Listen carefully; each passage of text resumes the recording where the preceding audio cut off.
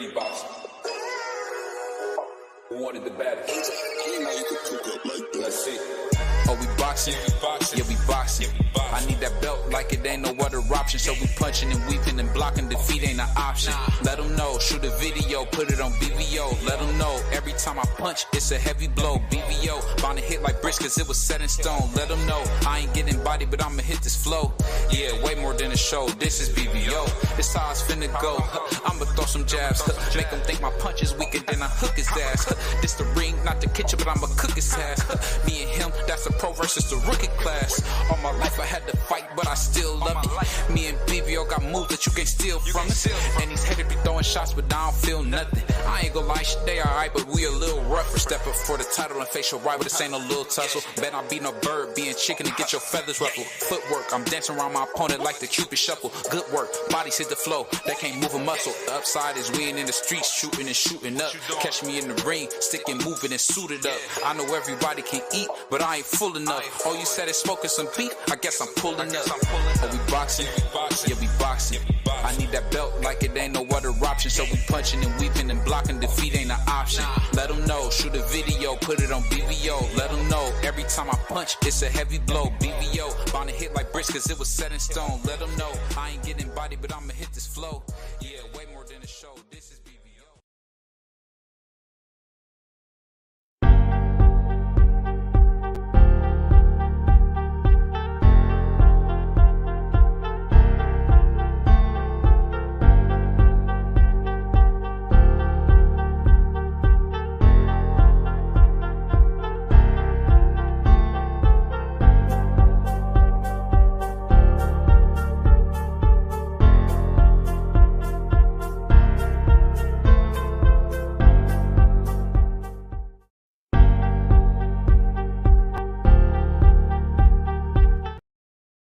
Yo, what's up? It's your boy BVO Boxing, man, the CEO of Boxing Talk. Of course, I got my man, the Puerto Rican Prince in the house, man, D Free, man, a.k.a. the Ryan Garcia hater, a.k.a. Oscar De La Hoya hater. And of course, we got the biggest hater of them all, my brother Prize, man. What's going on, y'all? How y'all feeling? What's good, BVO? Free, what's popping? What's good? Hey, Free, man, the king is back this week, man. I ain't know Floyd. I ain't know Floyd was fighting. Yeah, he is. His Floyd. reincarnation. The new better version of Floyd, man. Teofimo Lopez is back, man. How you guys feel about this fight, man? I'm excited for the fight. I can't wait to see what happens. Did y'all peep that undercard though? I just got a whiff of that undercard. They got Keyshawn on there. They got Hitchison on there, I believe. Top Rank putting out a good card, man. I mean, I can't hate on it, man. I'm happy for it. I'm ready to go. Yeah, you know, it's exciting, but I'm gonna ask you guys a serious question, man. All jokes aside, man. So when you guys see a generational talent like Tio coming up for a fight, what's your first thought? I start with my man Free. Free, your mic muted, dog. He might be doing something.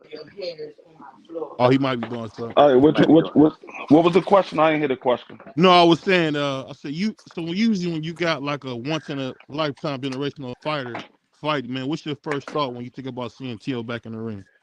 Man, Tio ain't no once in a generation lifetime fighter.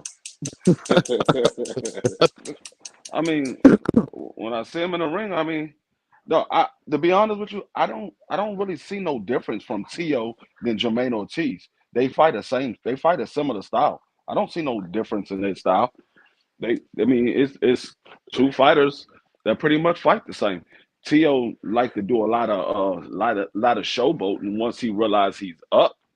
But other than that, I mean, I don't see no major difference between Tio and Jermaine Ortiz. They both are good boxers. They both got good footwork. Both of their defense are suspect. Tio, I think Tio might have a little more power. But I don't know at 140 if he has more power because I haven't seen no power from Tio at 140. Tio hasn't dropped nobody at 140. What you think about this Prize? What you think about seeing Tio back this week?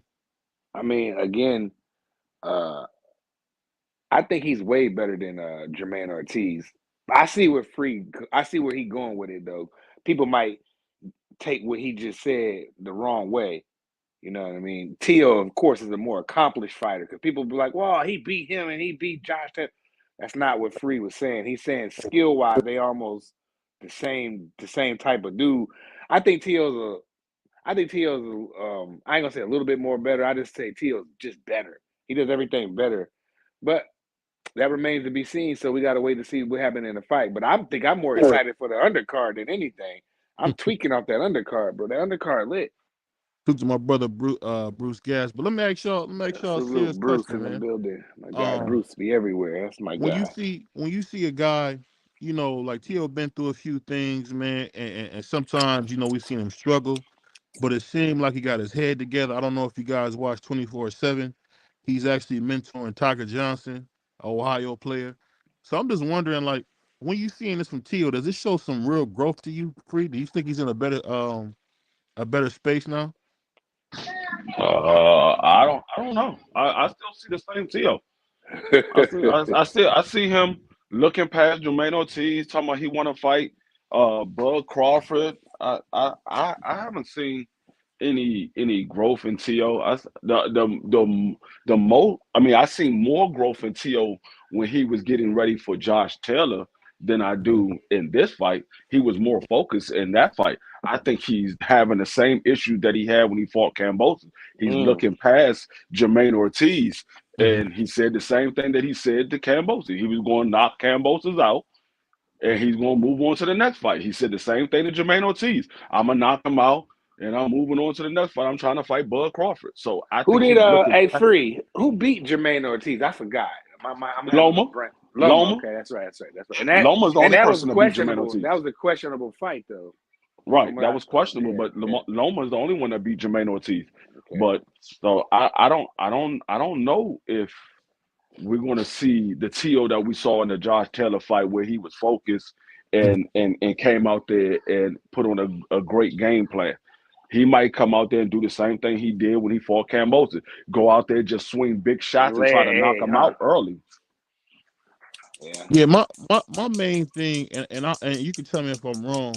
Now, I don't necessarily, I necessarily haven't done this with my man Dub. I'm about to drop the link after this question. Dub Um, was just in a sparring battle a little while ago. I usually don't, usually don't bring this up. And my man Marky Dennis, a historian, along with myself and Free. I'm gonna ask you guys this: when you see a guy with all the tools and his head isn't right, does that worry you a little bit about Tio? I start my man Marky Dennis. He just walked in the house. What you think, Mark? Marky, what's up, bro? Peace to everybody on the panel, man. Salute. To your question, BVO, is it concerning when somebody with talent is not focused? It's Yeah. very concerning, even if you don't have talent, especially if you don't have talent. But in Teal's case, I mean, definitely. When you look at the Sandor Martin fights, you look at George Kambosos, there's a certain style that can offset Teal, and Jermaine Ortiz is very technical. So if Tio don't come in focused, if he comes in there underestimating him, I really think he can get upset. Yeah, He can get beat. for sure. But I think this, for real, I think Tio knows that. I think he gonna come in here on his A game like he did against Josh Taylor. I don't think that we'll see that kind of Yeah, version of Teofimo Lopez no more going forward, or that yeah. Sandor Martin Cambosos fight. I don't think we're gonna see that version of him no more because I think he I, knows like I heard him.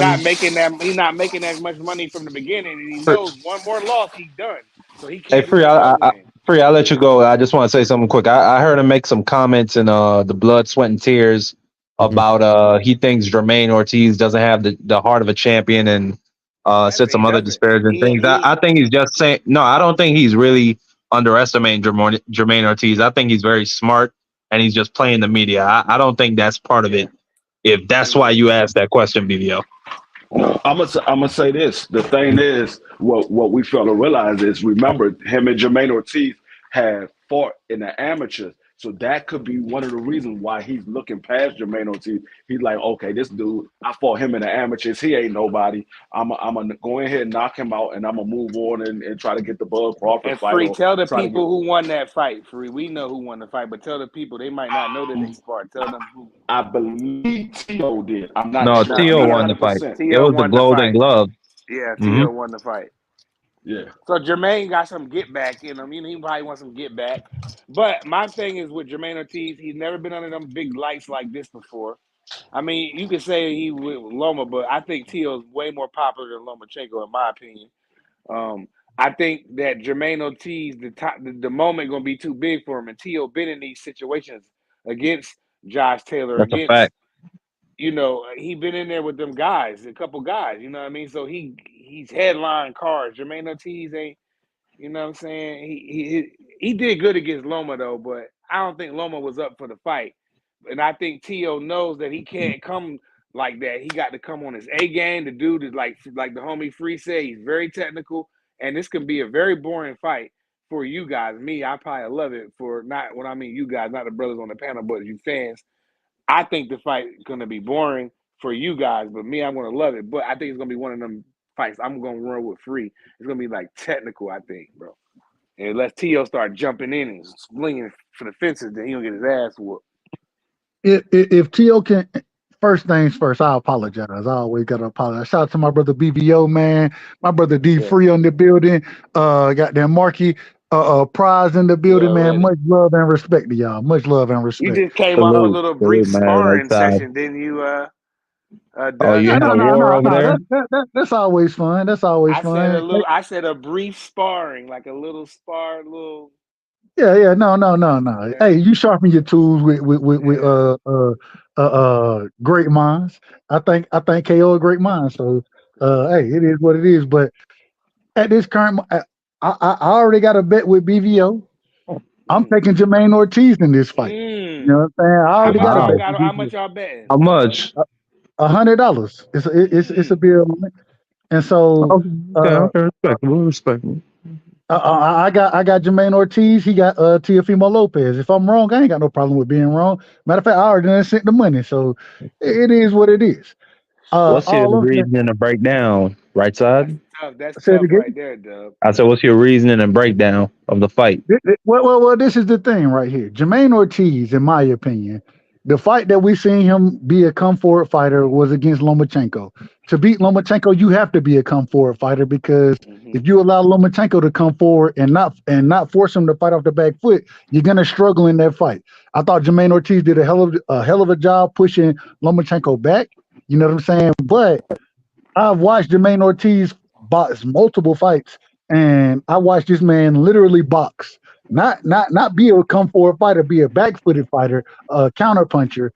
And against somebody like Teofimo Lopez, the reason I think that Jermaine Ortiz wins this fight is because Teo struggles with individuals who can utilize their jab and then also fight off the back foot. When Teo has to be first, he struggles. That's where he struggles at being first. Now, Dub, if you really high on this guy, Dub. You real high on. Hold on. Let me finish my breakdown. And my thing. And yeah, I like Jermaine Ortiz. I'm a fan of Jermaine Ortiz. You damn right. The man can box. He can box. I love boxers. Me too. That's how I look at it.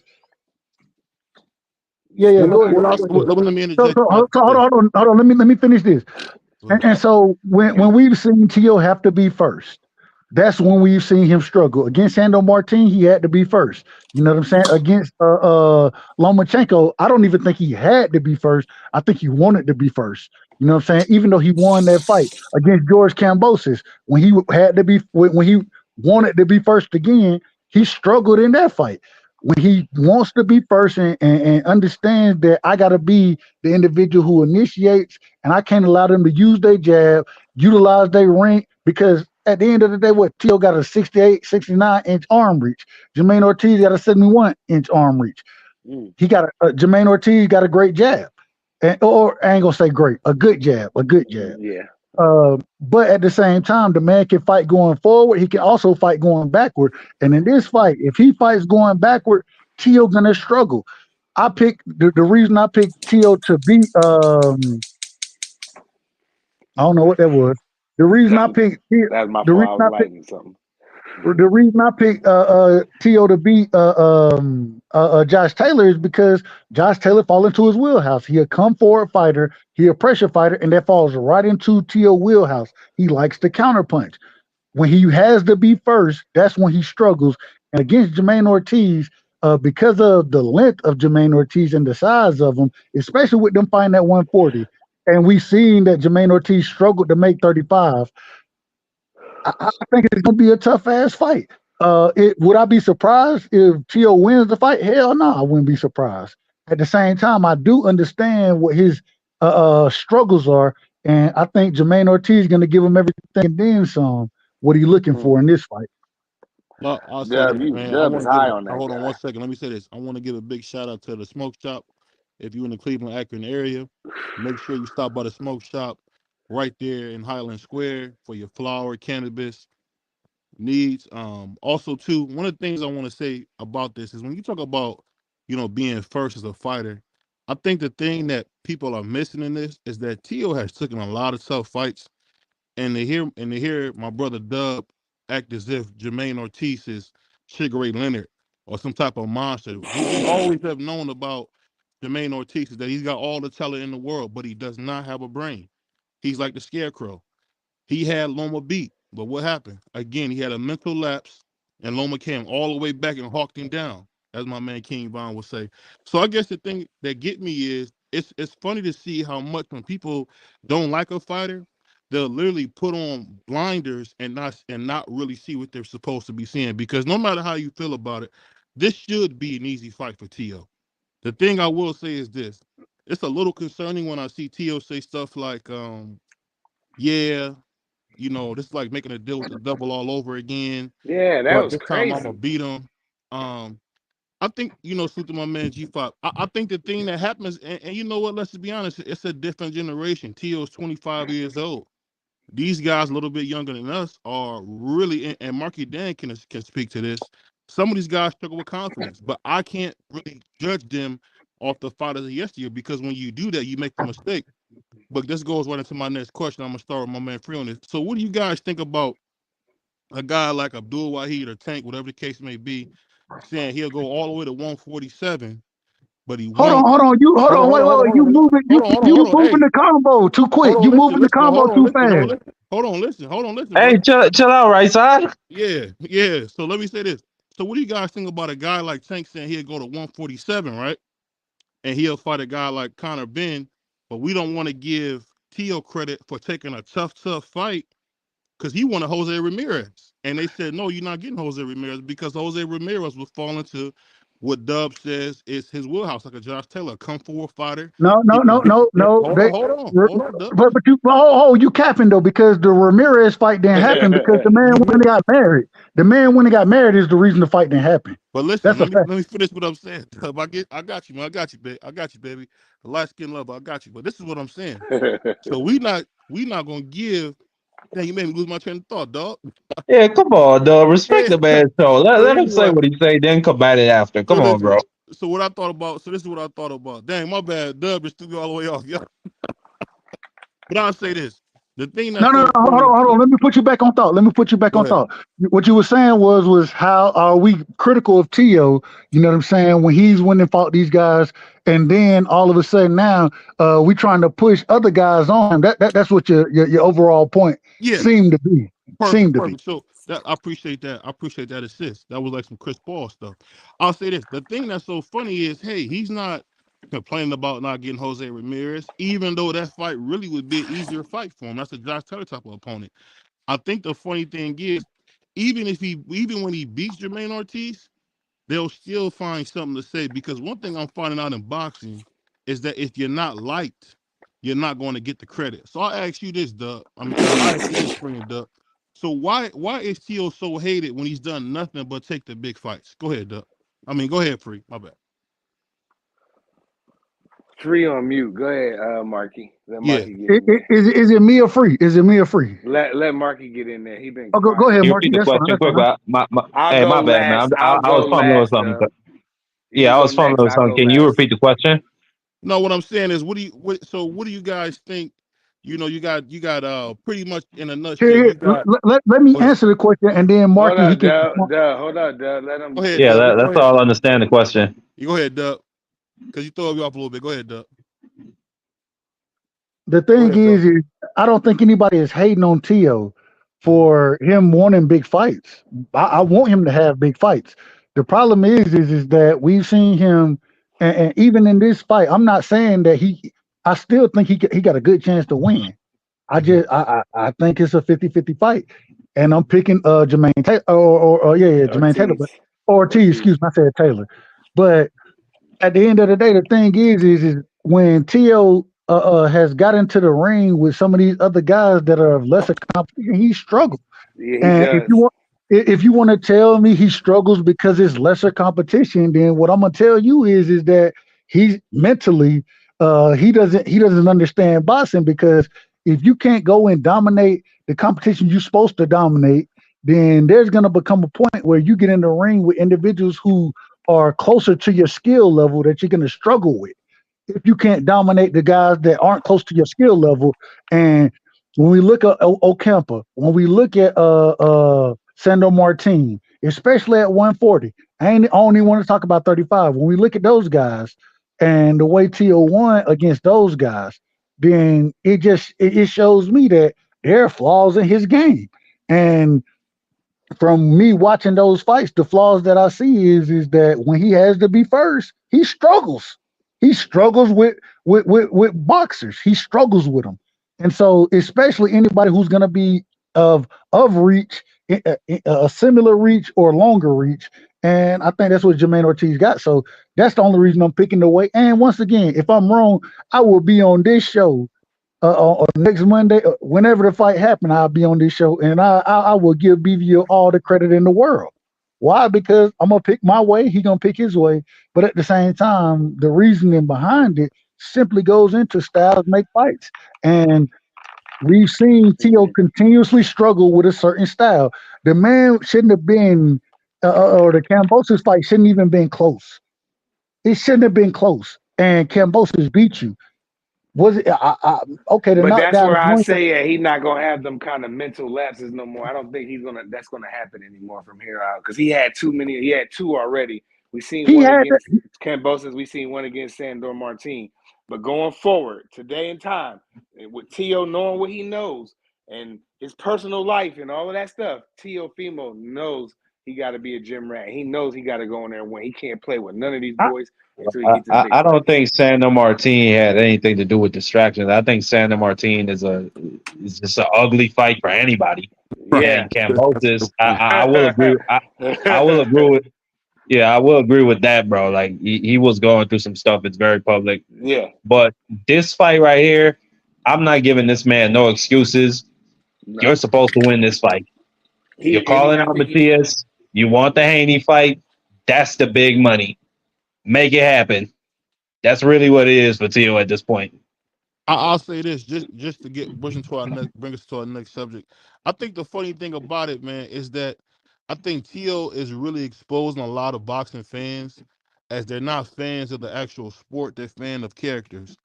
And the reason I say that is because you cannot look at Teofimo Lopez or Devin the American Dream Haney and not say, you know what, this is what the future looks like. And you know what's so funny? It took me a long time to come to the Devin party because Devin, as I always say, and I have to be honest, he's one of the most boring fighters in boxing history, in my opinion. But the thing about him is that Devin wants all the big fights. I think one of the Hey, things somebody I'll got some ask you guys background this noise. real Somebody quick. somebody got to go on mute. Somebody got to go on mute. Hold on one second. I'll say this. I think the funny thing is this. When I think about Devin Haney and I think about Tio, one of the things I'll ask you guys is this. Why isn't that fight happen? And then I'll say this. Do you guys think that the ego is going to stop the fight from happening? Because both these young kids got ego. And I think there's no reason they shouldn't fight. They are the leaders of the new school. Both of them are. You know, Tio was undisputed 2 times. You know, you had Devin Haney undisputed at lightweight. No, Why? no, stop Don't even. lying. Stop Don't do lying. it. Don't do it, Stop Doug. He lying, always bro. wants to Doug, what do are you this Stop doing? argument. lying. Doug, He what are always Why you you wants to gotta do lie, this bro? argument. Why you gotta Hold on, lie? Doug. Hold on, Doug. Hold on, Yeah, Doug. I No, Hold no, can't on, no. defend you Hold on on, that hold one, on. BBO. Doug, you trying to Hold play on, me? Hold on, BBO, Hey, that was real very quick. intentional. But Doug. Let me play you a before I video. let you keep Hold on, cooking, Doug, Doug, hold Doug. on, real Let me quick, play you BBO. a Just video, answer this Doug. one question. Yeah, Just you answer challenge this him one. to it. Yeah. You gotta call him that. Respect. Because he won all the titles. Eddie Hearn said that he won the title at 140. Like that's the argument that Eddie Hearn said. He's like, he's not undisputed. This saying he won the title on this and then on 140. At 135, he had all of them except, if I'm not mistaken, the franchise belt. If I'm not mistaken, right? So he didn't have them all at 140? I think he just won. Josh had everything at 140. So he just won all of them at 140, and he had all of them at 135. So how's he not two-time undisputed champion? And not on top of that, he beat the man that was the man at the time in both weight divisions. So forget about the so-called belt. He beat the best fighter in the division both times. Call it like it is. Call a spade. Get a man his credit. You don't box, you can't talk about it because you don't fight. You understand. When you beat the man, you are the man. I don't give a damn what belt you got. You beat the man, you are the man. That is you telling. So, Cool. I BBO, Let played make that sure fight you we watch had. that. Hold Make on, sure you Doug, respond to watch Doug, that. Doug, hold on, Doug. I'm gonna let you go after this, man. Let me let you go after this. The thing I'm saying is, we all know who Roy Jones Jr. is. Probably one of the greatest super middleweights to ever live. And for him to go out of his way, who has no personal connection to Tio, I think that proves that point. And I'm saying undisputed symbolically. I don't necessarily mean because of the belts. I'm talking about symbolically. I'm not talking about is he because we know he's not on the undisputed list. I'm saying off if he beat the man that was the man in each division. So symbolically, I would say Undisputed Tio is symbolically. undisputed. That's No, what no, I'm saying. hold on. But no, But no. go ahead. And this is the thing, BBO. This is all I was trying Say to that. tell you. If you were to say he was the lineal champion, I have no problem with it. I have Right. no problem with you saying that. Exactly. That's what we're talking about. The lineal champion. No, why We're do Right. not What you why talking trying to about why the figure do out? under. why do we do this every single time we have a show? We Yeah, do the thank you, same thing every single thank time. you, Thank you, Free. Free. God, I was that's my next thing I was gonna say. D Free, you on it, dog. Why we gotta do this every We time, not BBO? we not doing anything. I Yeah, just we said are, because I you just piss admit. Listen, everybody off. You piss everybody off with that undisputed stuff. If you're gonna say it, at least break it down like you just did. That's the first time you broke it down like that. If you're gonna do it, that's what I say he's said. I two times. just said No, I no, just no, no. You don't say it that way. You say it, then we all argue about this shit on every show, like the homie Free just said. Say it the way you just did. Say it like what you just said it. You know what I'm saying? When you explaining Tio is two-time undisputed, explain it just like you just did, bro, because you I don't did. do it that You way. can't say no better than that. So what I'm basically saying is Okay, I'm talking about from now I got on, you. I moving got you. I forward. got All you, right, Pride. bet. I Say got no you. more. I'm done. I'm done. I got you. This is what I'll say. This is what I'll say. So we talk about this kid Teal. I get it. He's had some mental lapses, but I've seen so many guys, and you know what's funny? I think he reminds me a lot sometimes of Super Judah, where Super Judah would have those issues where he would kind of let his mouth get him in trouble and get him into a certain way. But I'll ask you guys this. So if he wins this fight with Jermaine Ortiz, we already know he's the king of 140. Will Devin Haney go to 147, or will he give Teal an opportunity to fight? What do you guys think? I hope we see that Tio and Devin fight next. I really do, bro. Like, I hope Tio, or excuse me, I hope Bill and Dev can get in the ring. That's some crazy shit could go down with the fathers and whatever. And Dev calls him out to his face. That would be an epic moment. I don't think it's gonna happen. Um, but no, I don't think Dev is gonna move up. No, I think he's gonna stay right here, and I hope that fight happens next. I think That's really Dev will all I move. got on that. I can't say what will happen. Yeah, I think Dev will move up if the money's right. He'll go to 47. He's big enough, clearly, but So he I would do duck want to him? see. Whoa, I do want to see him fight. Come on, man. I do want to see him fight bro, Teofimo say he's though. big That's the enough. fight. Clearly, Yeah, come on, man. That's the I fight to make. I Go. want to see him get in there with Don't interrupt the Teofimo man, though. Mark. Go ahead. I I want to. want to. Oh, go ahead. Go ahead. My bad, Price. Now I was just gonna say I just want to see him get in there with Tio my damn self. That's a good fight, on pay per view. I think it'll do some numbers too with all the trash talking. You got Bill against Teofimo Senior. That's gonna be Fire. savage. The That'll British, be you know what I fire. mean? Listen. Crazy. You know what I'm saying? That joint gonna do a 450, 300, easy. For I I don't, I think sure. don't, it's 6. I don't know what bro. And this is my thing. I don't really care what the numbers do. And the Me reason I either. don't care what the numbers do is Me either. because we done Go ahead. the whole excuse Mm-hmm. from certain fighters have been, well, you don't do enough numbers. But Yeah. then we'll go and want to fight a Conor Ben. We'll go and Right. we'll go and want to fight a TF not excuse me, not Teofimo, Isaac Pitbull Cruz, Garcia, not Hector Garcia, not Ryan. I give you credit for Ryan, but we can't speak on numbers because numbers clearly don't matter to y'all if y'all gonna go and make some of these other fights happen. Why are you talking about trying to fight Conor Ben right now? How Yeah. all of a sudden are you trying to That's so fight Conor Ben crazy. at 47 when you talking about Devin too big at Right. 40? It Hey, doesn't Dub, make did you see sense, the No, no, man. picture of but Conor been on the but scale hold at on, but hold 170? on, Go ahead, Dub. Free. Yeah. Hold on, Dub, because that's something that Tank never said. I don't think I've ever heard Tank say that he won't move up to 140 for Devin. It's his fangirls Fans, yeah. that's been saying that oh Tank don't need to move up. It's he need to Dev need to come down to a catch weight and rehydrate. It's his fangirls that keep creating excuses for this fight not to happen, bro. I've Yeah. never seen no shit like this in my life. Yeah, you got a point on that one, Marky Dan, for sure, Hey, for and, you know, sure. and That's I want to Like, wild. ask you this real can't put quick. that Hold on. shit on Tank. All these excuses, you really can't put it on Tank. No. Yeah. I don't. I mean, whether Devin fights To at 140 or not, um, it's in To's best interest if he want to leave the sanitation department and make some money. He gonna make the most money fighting Devin Haney. I mean, it would be the first time he made over $2 million in his entire career. So that Free. would be in his best interest because I'm almost certain he probably ain't getting no more than $1 million for this Jermaine Ortiz fight. Free, can I ask you a serious question, man? And you my brother and I love you. Let me ask you this, man. Why are you so hard on Tio, man? The fact is this. It's not his fault that he's not. I mean, he didn't come in with a promotional company the same way Devin Haney did. I think people don't understand, man. What? Bill Haney, and it's the thing, and I want to say this and be very objective. Bill Haney is a smart guy. You know, he made a almost a brotherhood.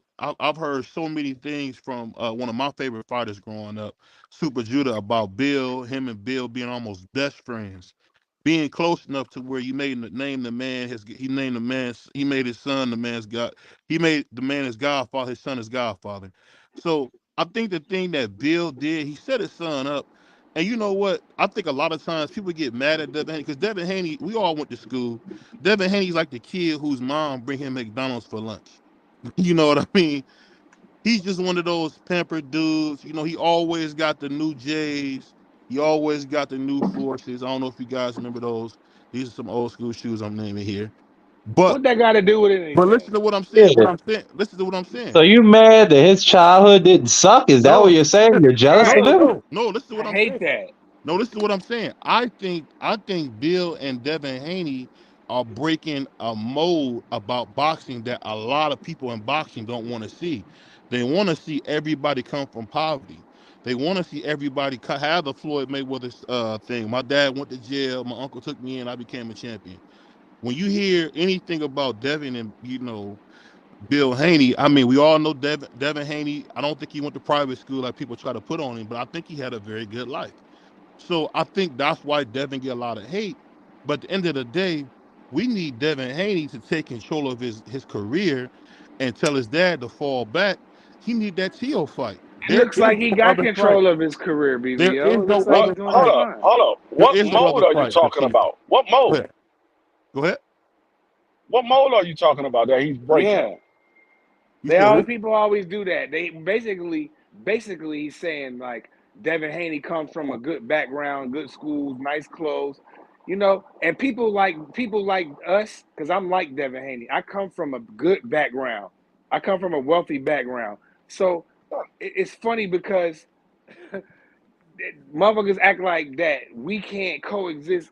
We can't cope in the world. You know what I'm saying? People look at us, oh, he got this and he got that. Well, he set this up. He got that set up for him and that set up. But you still got to take your opportunities and make something of it, because you can have all the opportunities in the world, but all them shits. You know what I'm I saying? And mean, Devin Haney took his opportunities and he's There ain't no damn mold. Boxing, Devin Haney It's a person. Devin It's Haney a is person that was keeping it good boxing and he at a winning, sport. dog. Ain't no No. mold. When I say mold free, I mean the thing is they want to put black and Spanish people in this permanent underclass role where everybody got to come from nothing, everybody got to not have it, everybody got to have an effed up childhood, everybody got to have. Yeah, I feel It's you. always got to be something messed up of why they got to where they got. What do They you don't mean? like that. They don't, This Muhammad is what. Ali came from a 2-parent household. I mean, he didn't. What are you but that talking don't about? got You nothing. listen what He I'm No, saying, talking but about. listen, He No, but he talking didn't about come like from no I'm hard talking finances. about recent background. boxing. no. I'm It talking just about so recent happens. boxing. It's not. That's not the mold. It just so happens a lot of the great fighters did come from a bad environment. That ain't no mold. It just so happens. There's a lot of BBO, fighters stop that pushing the that came narrative. from Are you that pushing came the from narrative?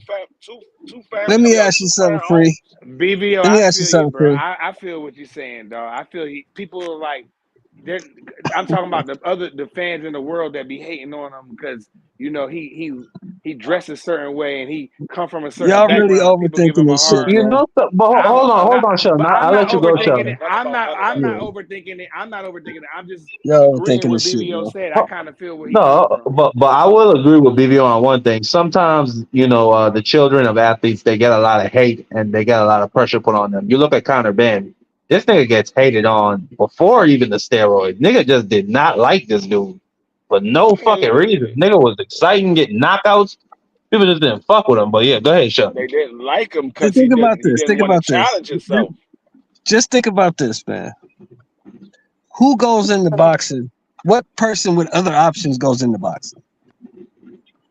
Name me a dude that's a 5-star athlete in some other sport or a dude that come from money that says, you know what, fuck all that, I want to fight. Name Muhammad me Ali. one. Muhammad Ali. You got Muhammad to go Ali way back wasn't there. an athlete in anything else. He never was an athlete. He I heard started he was a boxing pretty when he was good baseball 12. player. No, he started boxing when he was 12 because somebody stole his bike. Right. Ken Norton? And he wanted to beat up the guy that stole his bike, so he went and learned how to box. That's the truth of it. I Ken think Norton? Ken Norton was a football Kenny had player and he's a Marine. But by the time he got out of the Exactly. Marines, he was too old to play football, so he went into boxing. He didn't have another option.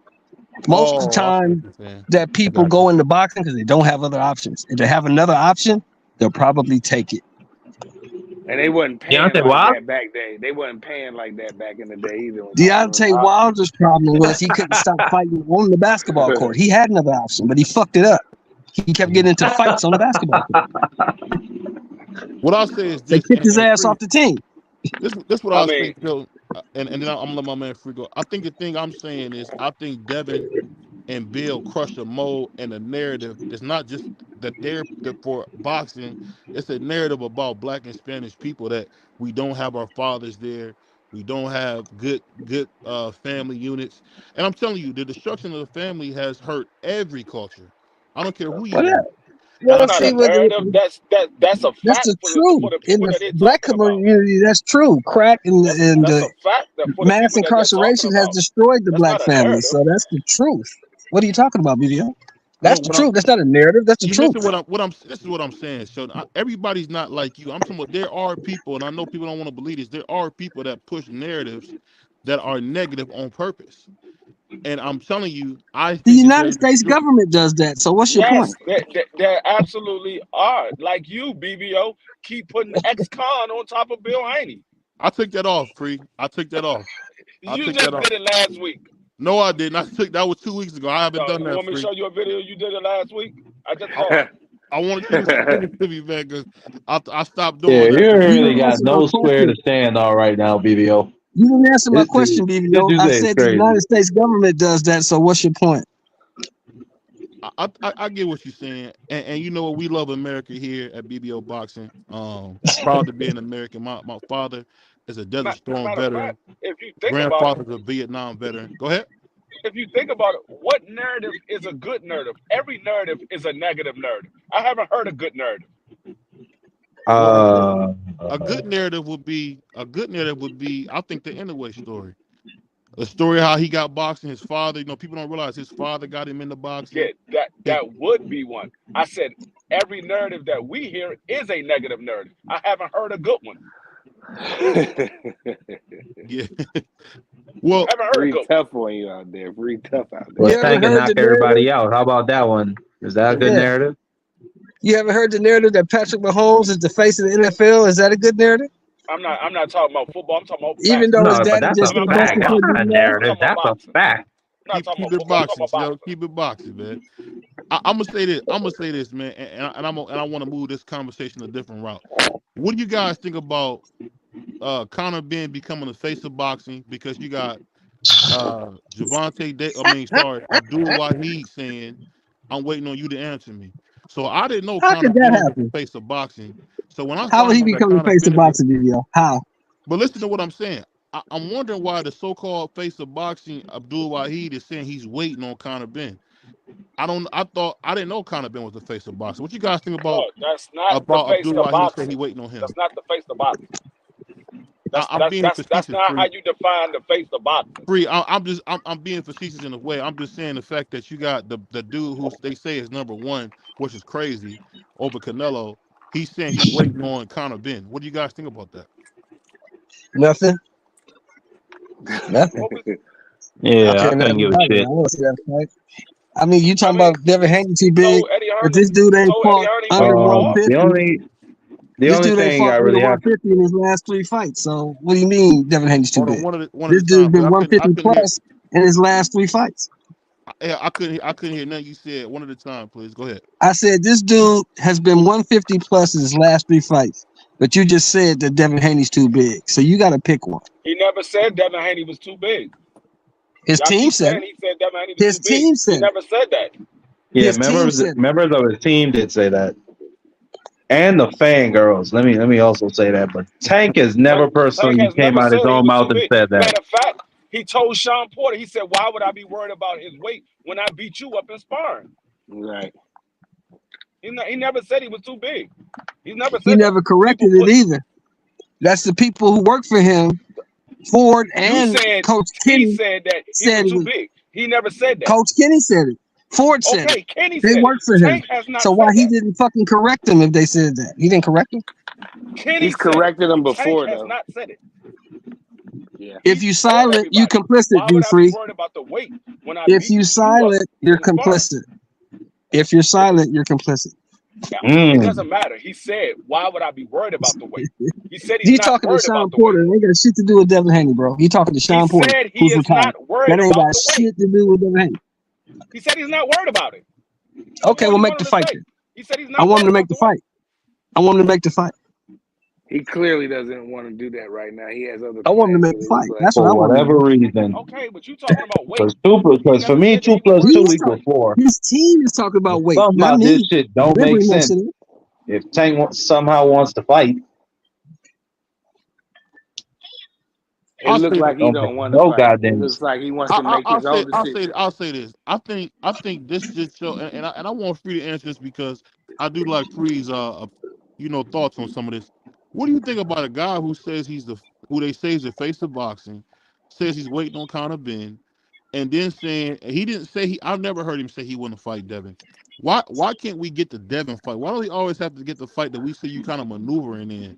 Is my question, Free. Why does it seem Abdul why he has to maneuver every I fight? don't know why we can't get the Devin fight. I've been wanting the Devin fight for a minute now. I mean, I don't know why we can't get it. He's the only reason. He's the only one that can answer that question why we can't get the Devin fight. And I said it the other day when I was on the live. I said we all know that Tank Davis got skills. We all believe Tank Davis is the goods. He's one of the top fighters at 135 pounds and around 135 pounds. He's one of the top fighters. The thing is, the only thing that I can question about Tank Davis, I'm not going to question his skills. I'm not going to question his power or none of that. The only thing I question about Tank Davis is his heart. He doesn't have a heart of a champion because the Mm. champion, or not a champion, I'm sorry, he doesn't have the heart of a great. Because people say, "Oh, can Tank Davis be one of the greats?" No, not at this moment. He can't be because what we know about the greats was they got in there with everybody. They didn't back down from nobody. That's what we know about the greats. So I question his heart as a great fighter. I don't question his skills. I question his heart as a great fighter. Yeah, I mean, I agree with you, Free. Like, I just think that he talk all this big boss shit, but he really ain't running nothing when it comes to boxing.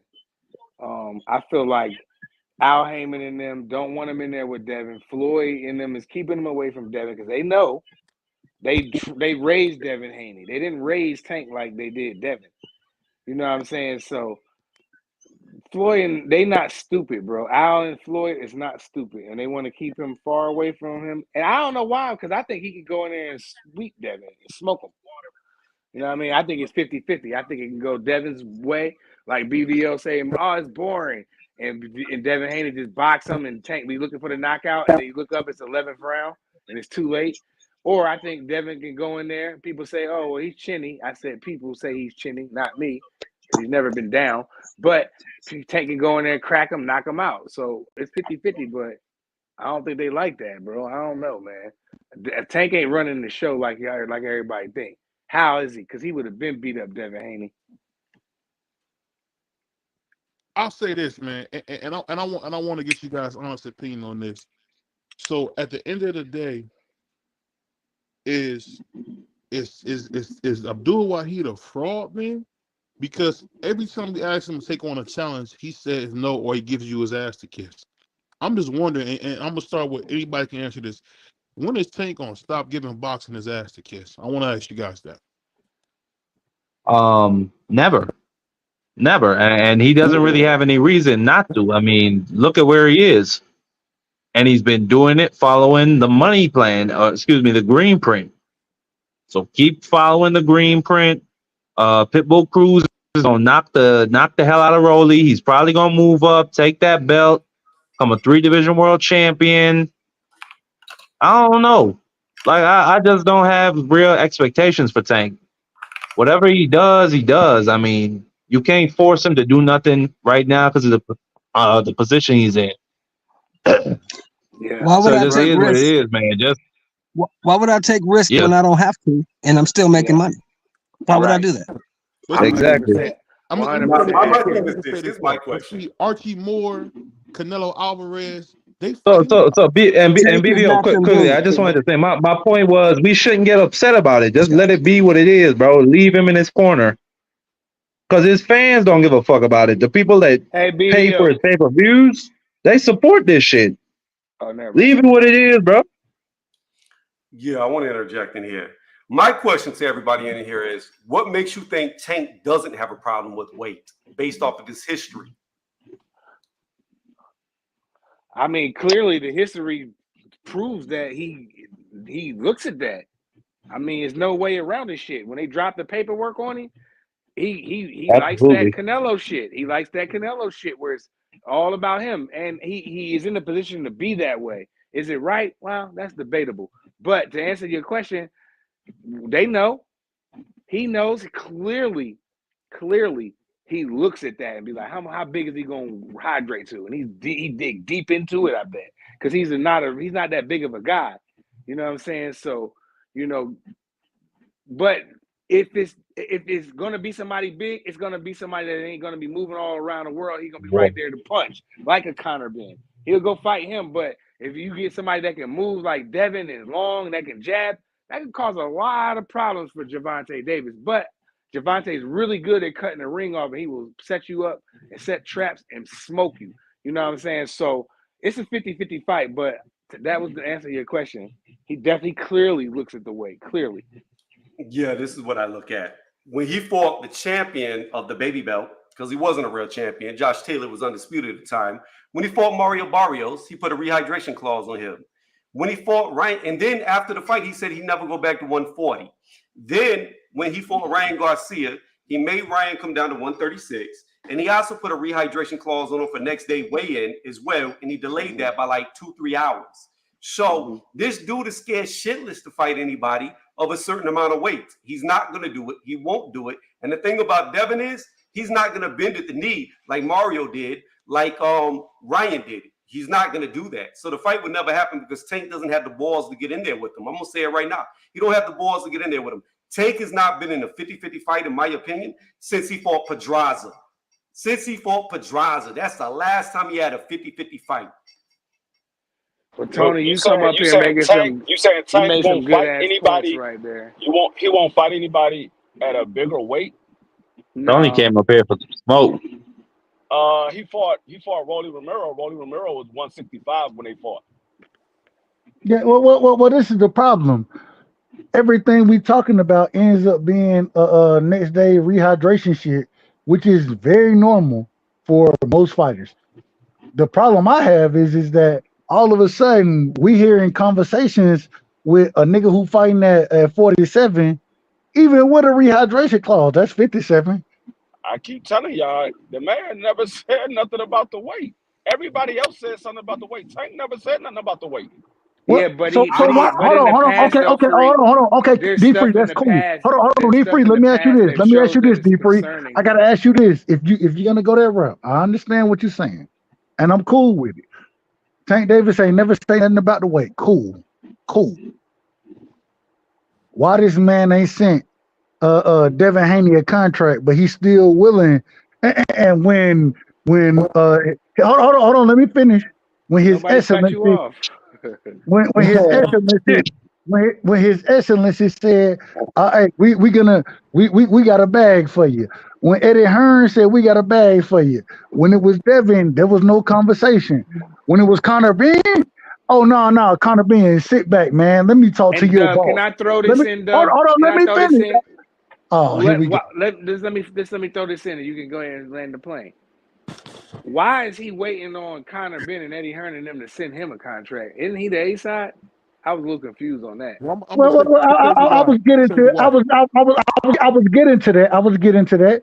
But Well, at the go same through it. time, the thing is that he's been sent multiple offers from Devin's team, whether it was his excellency Turkey, whether it was Eddie Hearn. He's been sent. I know I say Turkey. I say that nigga name wrong all the damn time. Fuck it. And I respect him, but because I want to see the fights. So I don't know the brother, so I just want to see the fights. But at the end of the day, he done been sent multiple offers by these individuals. And Y'all acting like hold on. Let me finish. Let me finish. y'all acting like Let me. No. Y'all gonna let me on his finish. side of him So not I telling gotta y'all. let BVO, everybody you else got to finish, take but I can't control, finish. BVO. I You can't have to finish. take control, Why the fuck I BVO. can't finish? Why Hold on. can't I finish? Let Dub No, finish, y'all. because Let Dub you finish. taking too No, long to you could have jumped say in your whenever point. he made a statement towards me, though. So my question back to D Free is, where the hell are you getting that Bro, how Rolly the came fuck in there with? everybody gonna cut me off and Hold stop on, me hold from? on, hold Hold on. on. No, You need hell, you just One at cut a me time. off. Hold on. One at a time. Negro, Hold you on. just you cut me was off. talking No, to we're me not when you gonna were do that. interjecting. We're not gonna do that. We're gonna keep this respectful. You was Yeah, But tell let me Bryce finish. Let me Love Yeah, to that's finish talk, my wrong. man. point. Let him continue. Me Tony, and Y'all hey, you cut. hold got on, Y'all into hold cut on, him y'all. off. Hold on, conversation. hold We on. started Let talking. Dub finish. Land the plane, Dub. Land the plane, please. My whole question was how are we gonna allow this man to say these things, and then when he has the opportunity to fight somebody at 140, you know what I'm saying? He not even looking to make that fight. How are we gonna entertain these other things and not criticize him about it? This is my problem with Who's it. entertaining it? All Okay, I ain't gonna say okay. all y'all. I ain't gonna say all y'all. Ain't no. So anyway, I haven't heard nobody up here My entertaining. question is off of what you stated. You stated that Rolly came into the ring 165 against Tank David. Where the Yeah. hell did you get that information from? Because That I was cannot find that was the anything next day about that waiting. 165 fight night. Tony, that's That's how much you wait. that's That's how much that you waiting that out here. came from Rolly's team that he weighed in at 165 on fight night. Show me a source. Leonard Ellaby said that. Check it I'm on on my fight phone. night. I can't show you the When proof they right was now. on I'm on fight my night. phone. When Get they the was on fuck fight out of That night. here. that that came from his Rolly ain't team that he weighed 165 when at he's not in 145. fight shape. That dude is not that big. He Who? ain't Rolly? 165 ever. Who, Rolly? He is That's not cap. 165 Rolly ever. is Rolly's big. a What are you big talking guy. That's about? No, the cap. fuck That's he's cap, not. Tony. You Rolly is better not go that check big. You better go check Rolly's Instagram out. You need Rolly's to a go. big You need boy. to go see Rolly up close and personal. Salute to my man Bentley in the house. Hold Rolly on. walks around like 170, No, the 180. My fuck he man does Bentley in the not. house, No, the man. Yes, fuck he he Bentley. does. does. This is absurdity. This is straight up absurdity. That dude is never that big. Hold on, Bro, Tony. go check his Tony. I'm gonna skip Instagram you in out. He one got some second. posts. Let me shout some people out, Tony. 1 second. Salute to my man Bentley in the house, man. He said, I camps in inclusion. Y'all riding on Tank. That's the last ever because every fighter y'all pick lost besides Tank. You know, Billy, I've never been super high on Tank Davis. Excuse me, apologize. Tank Wahid. I think he's a good fighter, but he's not nothing like Tio. Tio will kick his ass. Um, we know Devin Haney might kick his ass too. So I don't know, man. I don't really think nobody's high on Tank on the panel. I think Tank is just popular. I mean, the popular fighter doesn't mean he's the best. I just don't think so. Just like how a quarterback will probably get the MVP, but a running back won't. A running back is great, but it's nothing without the quarterback. And I'll tell you this, Abdul Wahid has shown you, if you get behind him as a fan, all he's going to do is turn around and give you his ass to kiss. So I'm totally against Tank. Every time I can, I make sure I say something about it because he's a cancer, man. He is one of the worst things that's happened to boxing in 25 years. He's worse, man. You never had a guy this cancerous in boxing. I'll let y'all go. I don't know about him being the worst thing that happened to boxing, but I like I said, I'm not praising this man for trying to fight no Conor Ben. I want to see the Devin Haney fight. I'm not making no excuses why he ain't sending no contract or none of that. I was just speaking on the fact that the man never said nothing about the weight. Everybody keeps saying, "Oh, he's complaining about the weight." I never heard Tank Davis not one time say anything about Devin Haney weight. It's always been somebody else that said something about his weight. That's the only thing I got to defend Tank far as. He's never said anything about the weight. Nah, he hasn't. But there's been stipulations in previous fights. There's been people. I don't even want to care what the people say. It's just the stipulations for me. You know Exactly. what I mean? He's always been scared of the weight. That's why he does rehydration clauses, and that's why he sapped Ryan down to 136. Hold on, Tony. I mean, it's Tony. I gotta evident. put you on this, man. You know for a fact, everybody that's had the leverage to do so do it. I seen Adrian Broner try to pull Sean Porter down 3 pounds. They fought at, what was it, 150, 144. 145, 144, my bad, 144. 144. So every time you have leverage, everybody does that. So for you to go out of your way to try to cast these aspersions against Tank is just doing something so evil. Everybody does this. Floyd did this to people. Floyd didn't want to go to 150, didn't want to go to 160 and fight Triple G. Triple G would have to come down to 154 to fight him. So let's not play like everybody don't use that weight stuff to their advantage. They just want to suck something out of people, man. And at the end of the day, man, I think we got to be honest here. The person that's killing boxing the most is Tank. Tank Wahid is a cancer, bro.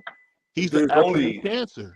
There's only three fighters. There's only 3 fighters that come to mind that use this shit.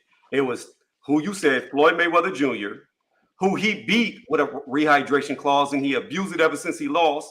That's Canelo Alvarez, and then Tank Davis. Outside of those 3, I don't know anybody else that throws these fucking bullshit weight stipulations on fighters. Now, if you could give me Oscar De La Hoya did it. Oscar was notorious. Yeah, what's that dude that grabbed Sean Porter's wife's butt? Who you talking about? Mayorga? There's a lot of people that done it. That's Shane Mosley you're talking about. Yeah, sorry, Shane Mosley. Yeah, he put a rehydration clause against Mayorga and Shane Mosley.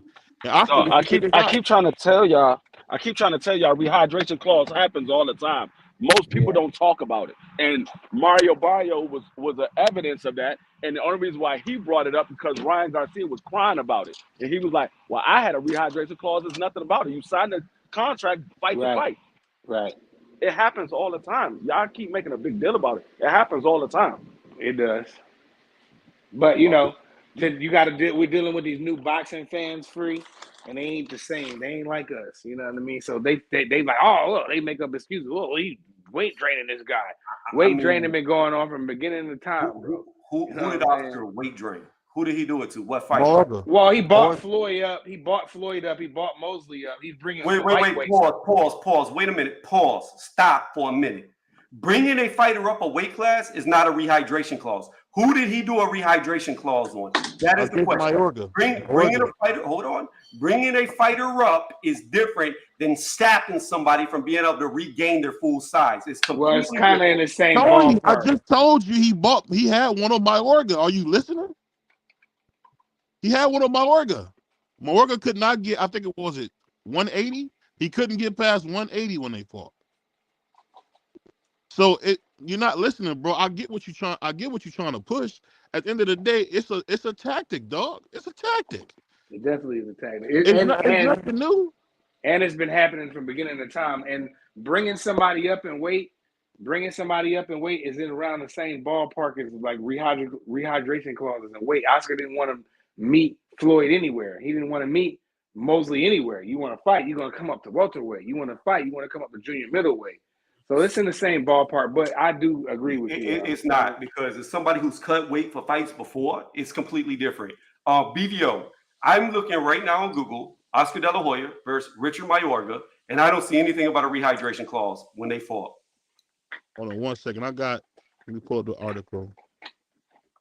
Drop your email in the private chat, and I'll email it to you. Salute the queen in the house. But you know what I want to say this, man. I want to say this. We got a young king about to get in the ring this weekend. I think we should be talking about that, because we all know Devin Haney's scared to death of him. We know Abdul Wahid's scared to death of him. Man, who is going to challenge Tio for legacy, man? This dude is coming out here like he's Floyd Mayweather Jr. reincarnation, man. Who's going to stop Tio from taking over boxing? That's my question. These questions are crazy. Tio ain't I taking think over Devin Haney is the boxing. man. I think Devin. BVO. You He said is what? not taking over no damn boxing. I think Devin. But I don't think Devin got the balls to fight him. What? You make up your mind, BVO. First you minute he don't duck nobody. Now he don't fight no. No, this is what I'm saying. When I say he don't got the balls to fight, let me rephrase what I'm saying. I think, hold on, let me clear it up.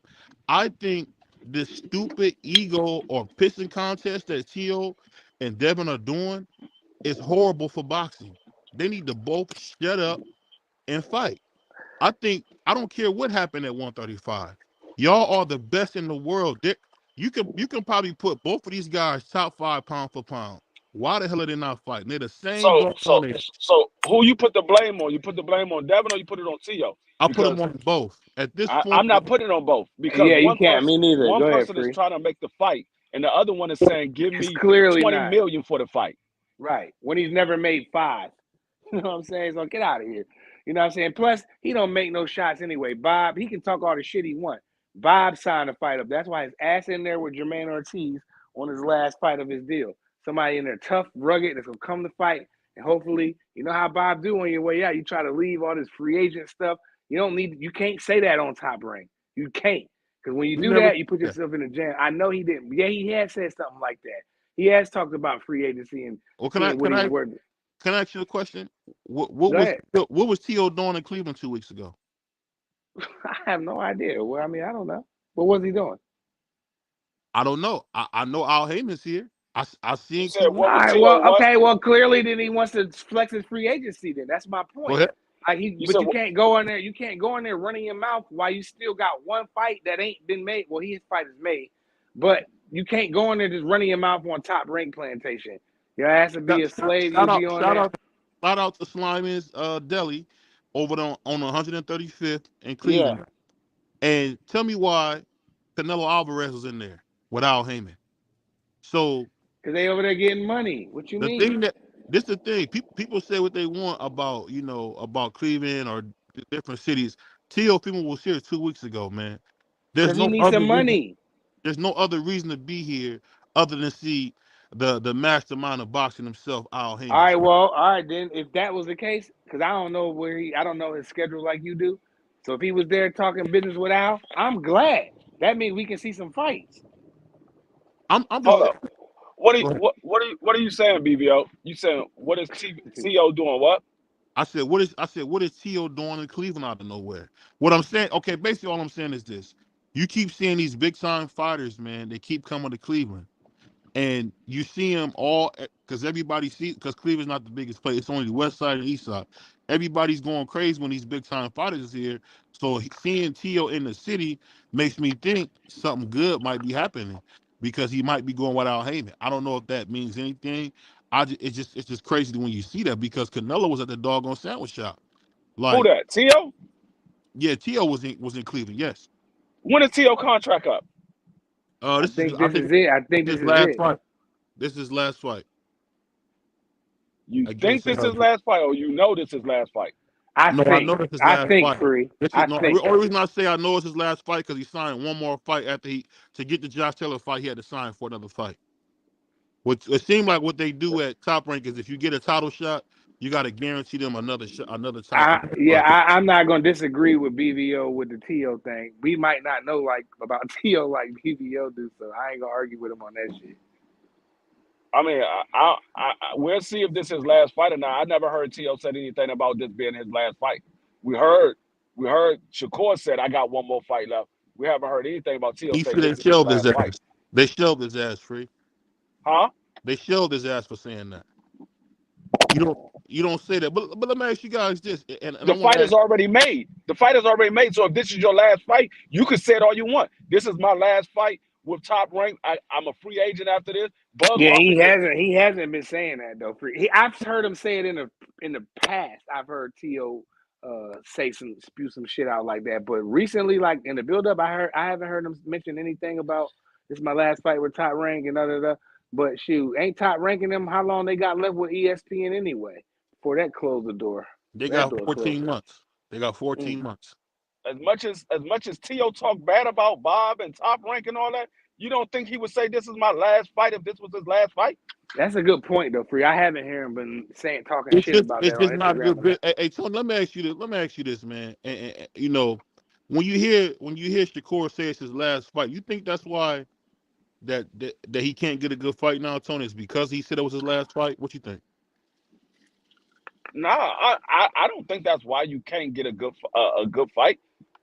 I think Bob Erm, far as Bob Erm, he takes you as far as he want to take you, and he don't want another Floyd Mayweather. He don't want somebody to get too big where they say, okay, I don't need Bob Erm anymore. I'm gonna move on with my own career.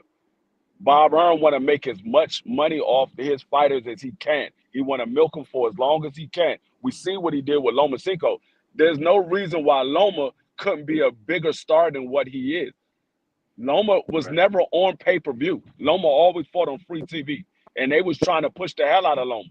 They never put him on pay-per-view. Because Bob ain't stupid. Bob knows that Lomachenko ain't really got no market. He's good, but nobody's checking for him like that. And to this day, nobody's really checking for him like that. He ain't fought on pay-per-view if it ain't with Devin Haney. If he ain't fighting Devin Haney, his ass ain't on pay-per-view. I mean, when Loma was at his highest and they was pushing him as the Matrix, better than Ali, better than Floyd Mayweather, they could have made money off him. When he fought Tio on pay-per-view, they could have made, I mean, if they would have fought Tio on pay-per-view, they could have made money off of that. It was supposed to be quote unquote for undisputed. Supposedly. Yeah, I don't really agree with that because traditionally in boxing, from how I have seen it, white champions don't sell. Like when Klitschko completely dominated the heavyweight division, they called it the boring era of boxing. Yep. As soon as AJ and Wilder were no longer champions, nobody even cares about undisputed anymore when it's Fury versus Usyk. Like you don't even hear nobody talking about it. Whenever you look at light heavyweight, you have Beeble and Better Beef, and nobody really talks. Nobody cares. Better Beef should be like one of the biggest stars because he knocks out every fucking body, 100%. And he's not knocking over tomato cans. He's knocking over the best of the division. And nobody knows. Bob, that brings me to my point.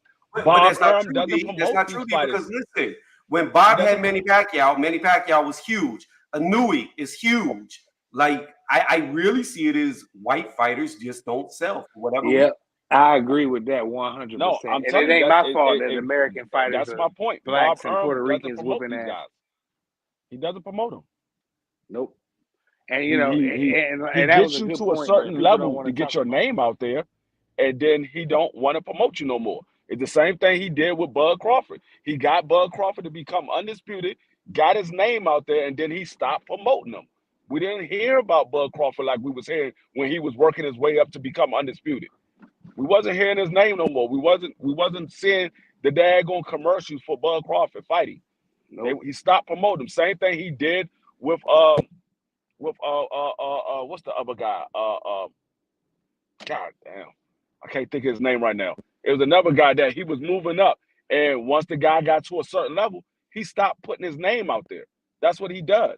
Once you get to a certain level, he said, "Okay, I can't get you past this because you get past this, you're going to blow up, and you're going to end up leaving." So That's what let he me throw does. this at you, D. Let me throw this at you, D. Let me ask you a question. What would sell more right now, right this moment, if Deontay Wilder and Anthony Joshua signed the contract to fight, or this undisputed with Fury and Usyk? What's going to sell more? Oh, probably Wilder, AJ. That's a good point. That proves my point. The white champions don't sell. Well, But also, you gotta put the cherry on top. You got a white guy going up against a black guy for undisputed. That's just going to just do crazy numbers. But I don't know if AJ and Wilder would sell more than Tyson Fury and Wilder did. I truly believe Wilder and AJ, even though Wilder looked horrible against Parker, the numbers would be stupid dumb. Yeah, I think so too. I still think so. I mean, you can believe that. Let me ask you guys this. So this is just something that's been on my mind. When it comes to boxing, do you guys think that the reason boxing is underground is because we do things like call people who are just learning boxing casuals and stuff like that? Is that hurting boxing? Is it hardcore boxing fans like us? Do we hurt boxing as well? Or is that just me thinking that? When we call people casuals or you don't know what you're saying? Well, that's what they are. That's what they are. You know. Yeah, but they use that as a dirty term. Yeah, but also it's not a dirty term. Well, it can be used. It gets used out of context. But us hardcore fans, we tend to butt heads a lot, and I wish it wasn't like that. I wish all the brothers could just, do their own content. Don't worry about what this channel and what that channel doing. But I don't think, bro. I just think that the hardcore fans butt heads too much they don't shit all on the casual fans. Sometimes the casual fans act like they're hardcore fans, and when a hardcore fan is trying to tell them and educate them, and they don't understand, and they blabbering off at the mouth, that's where it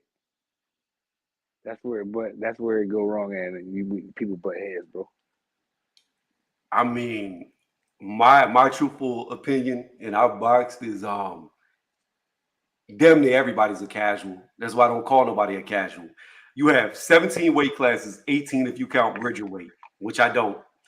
There's no way you're going to know every single weight class. And then you have the historians who know everything. Like they memorize this shit like it's an encyclopedia.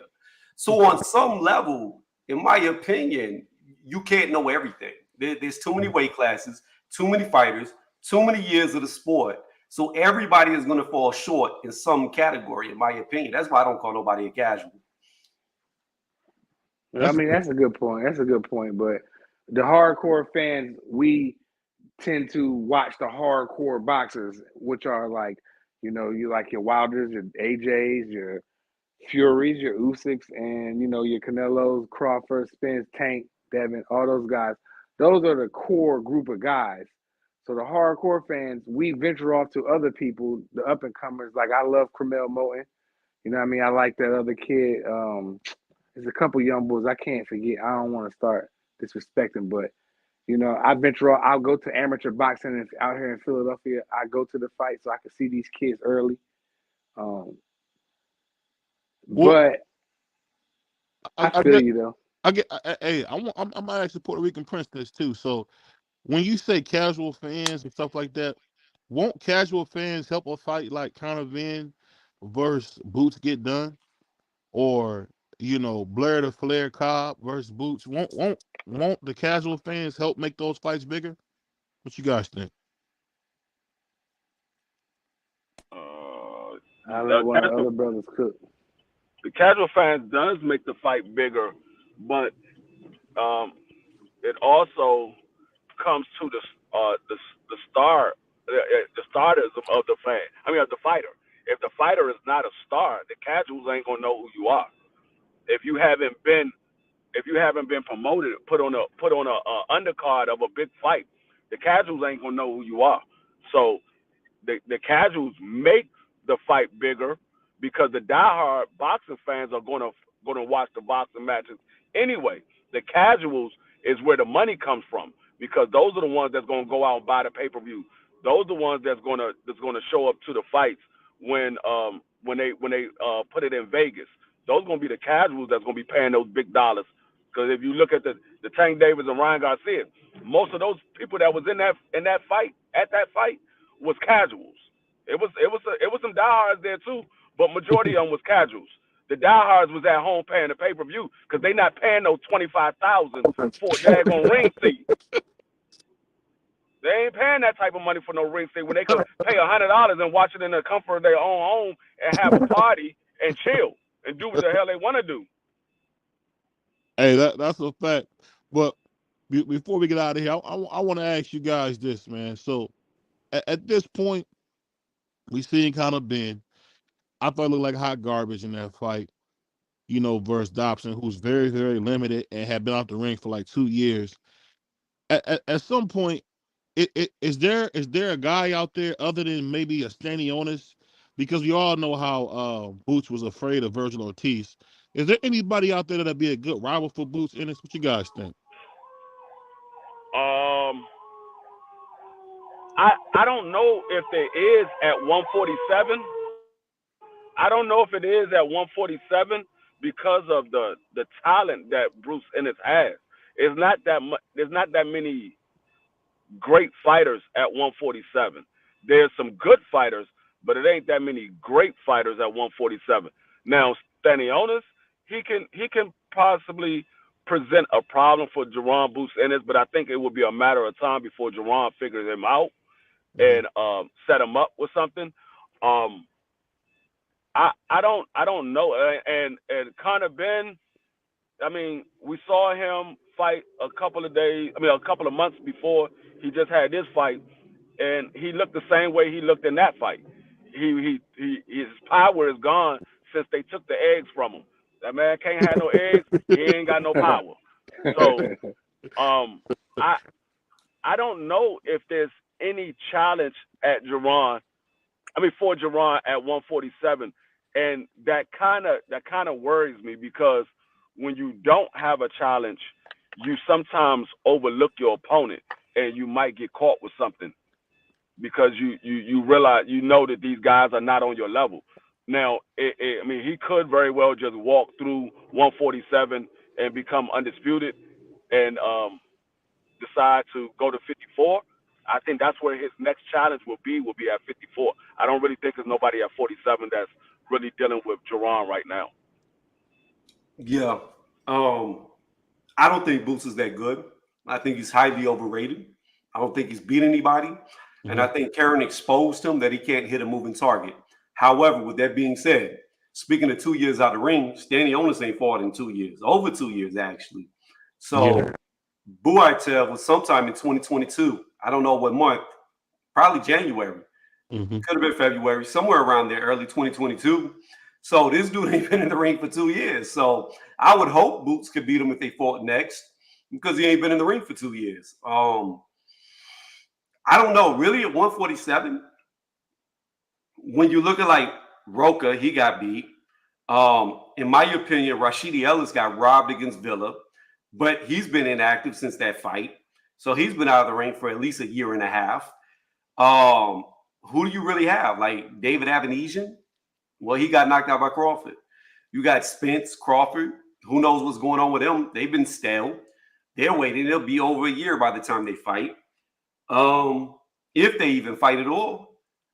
So really, truthfully, when I look at the talent pool at 147, who do you really have for up-and-coming fighters? Like 147 was hot when it was Spence, Porter, Kell Brook, etc. But now it's almost turned into a dead division. Yeah, I would agree with that. I mean, I don't see nobody out there for him. Yeah, I mean, the talent for 47 is going to come from 140 when all those guys that's at 140 move up. That's when the talent. That's when the 147 division is going to be back popping again. Because I mean, let's be honest. All of the guys that we said was the good fighters at 147, either they moved out of the weight class or they're retired. So I mean, ain't none of them there no more. Spence and Crawford, they probably at 54. Well, we know Spence is at 54. Crawford is probably at 54 as well. Keith Thurman, he's at 54. No, he at 55, ain't he? I thought he fighting. I mean, he's at 54, but yeah, they fighting at 55. But Yeah. he's at 54. No. He can't be at 54 if he ain't fighting for a title against Tim Tszyu. Respectfully. I say that respectfully, D Free. He's at 54. We already know that Danny Garcia is at 54. So all of those guys that we thought were good, I mean, we believe was good and would have been a challenge for Jerome Bucenis, they all either moved out of the weight class or they retired.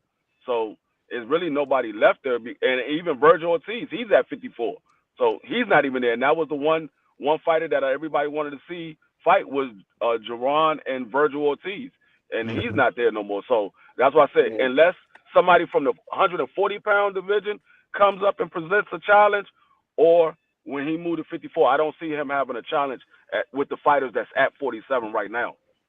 Yeah, he should go ahead and clean out the division, get his name known, try to get undisputed, see how far he can get with that, and then who we talking about? Bucenis. You think see what he can do at 54. I agree with Free right now. There's not a lot going on at 47 right now, like Free said. I mean, the only active dude I can think of 147 who, in my opinion, is hot garbage is Cody Crowley. That's the only one that's active, and that dude is going to get the brakes beat off of him. No, that's not true. Stanley on this, he a hell of a fighter. You know what I'm saying? Hold on. I'll let you cook. Stanley on this a hell of a fighter. I still think Boots beat him. Butayev is a hell of a fighter as well. I think Boots beat him, but I think those are much closer fights than what Cody Crowley brings to the ring.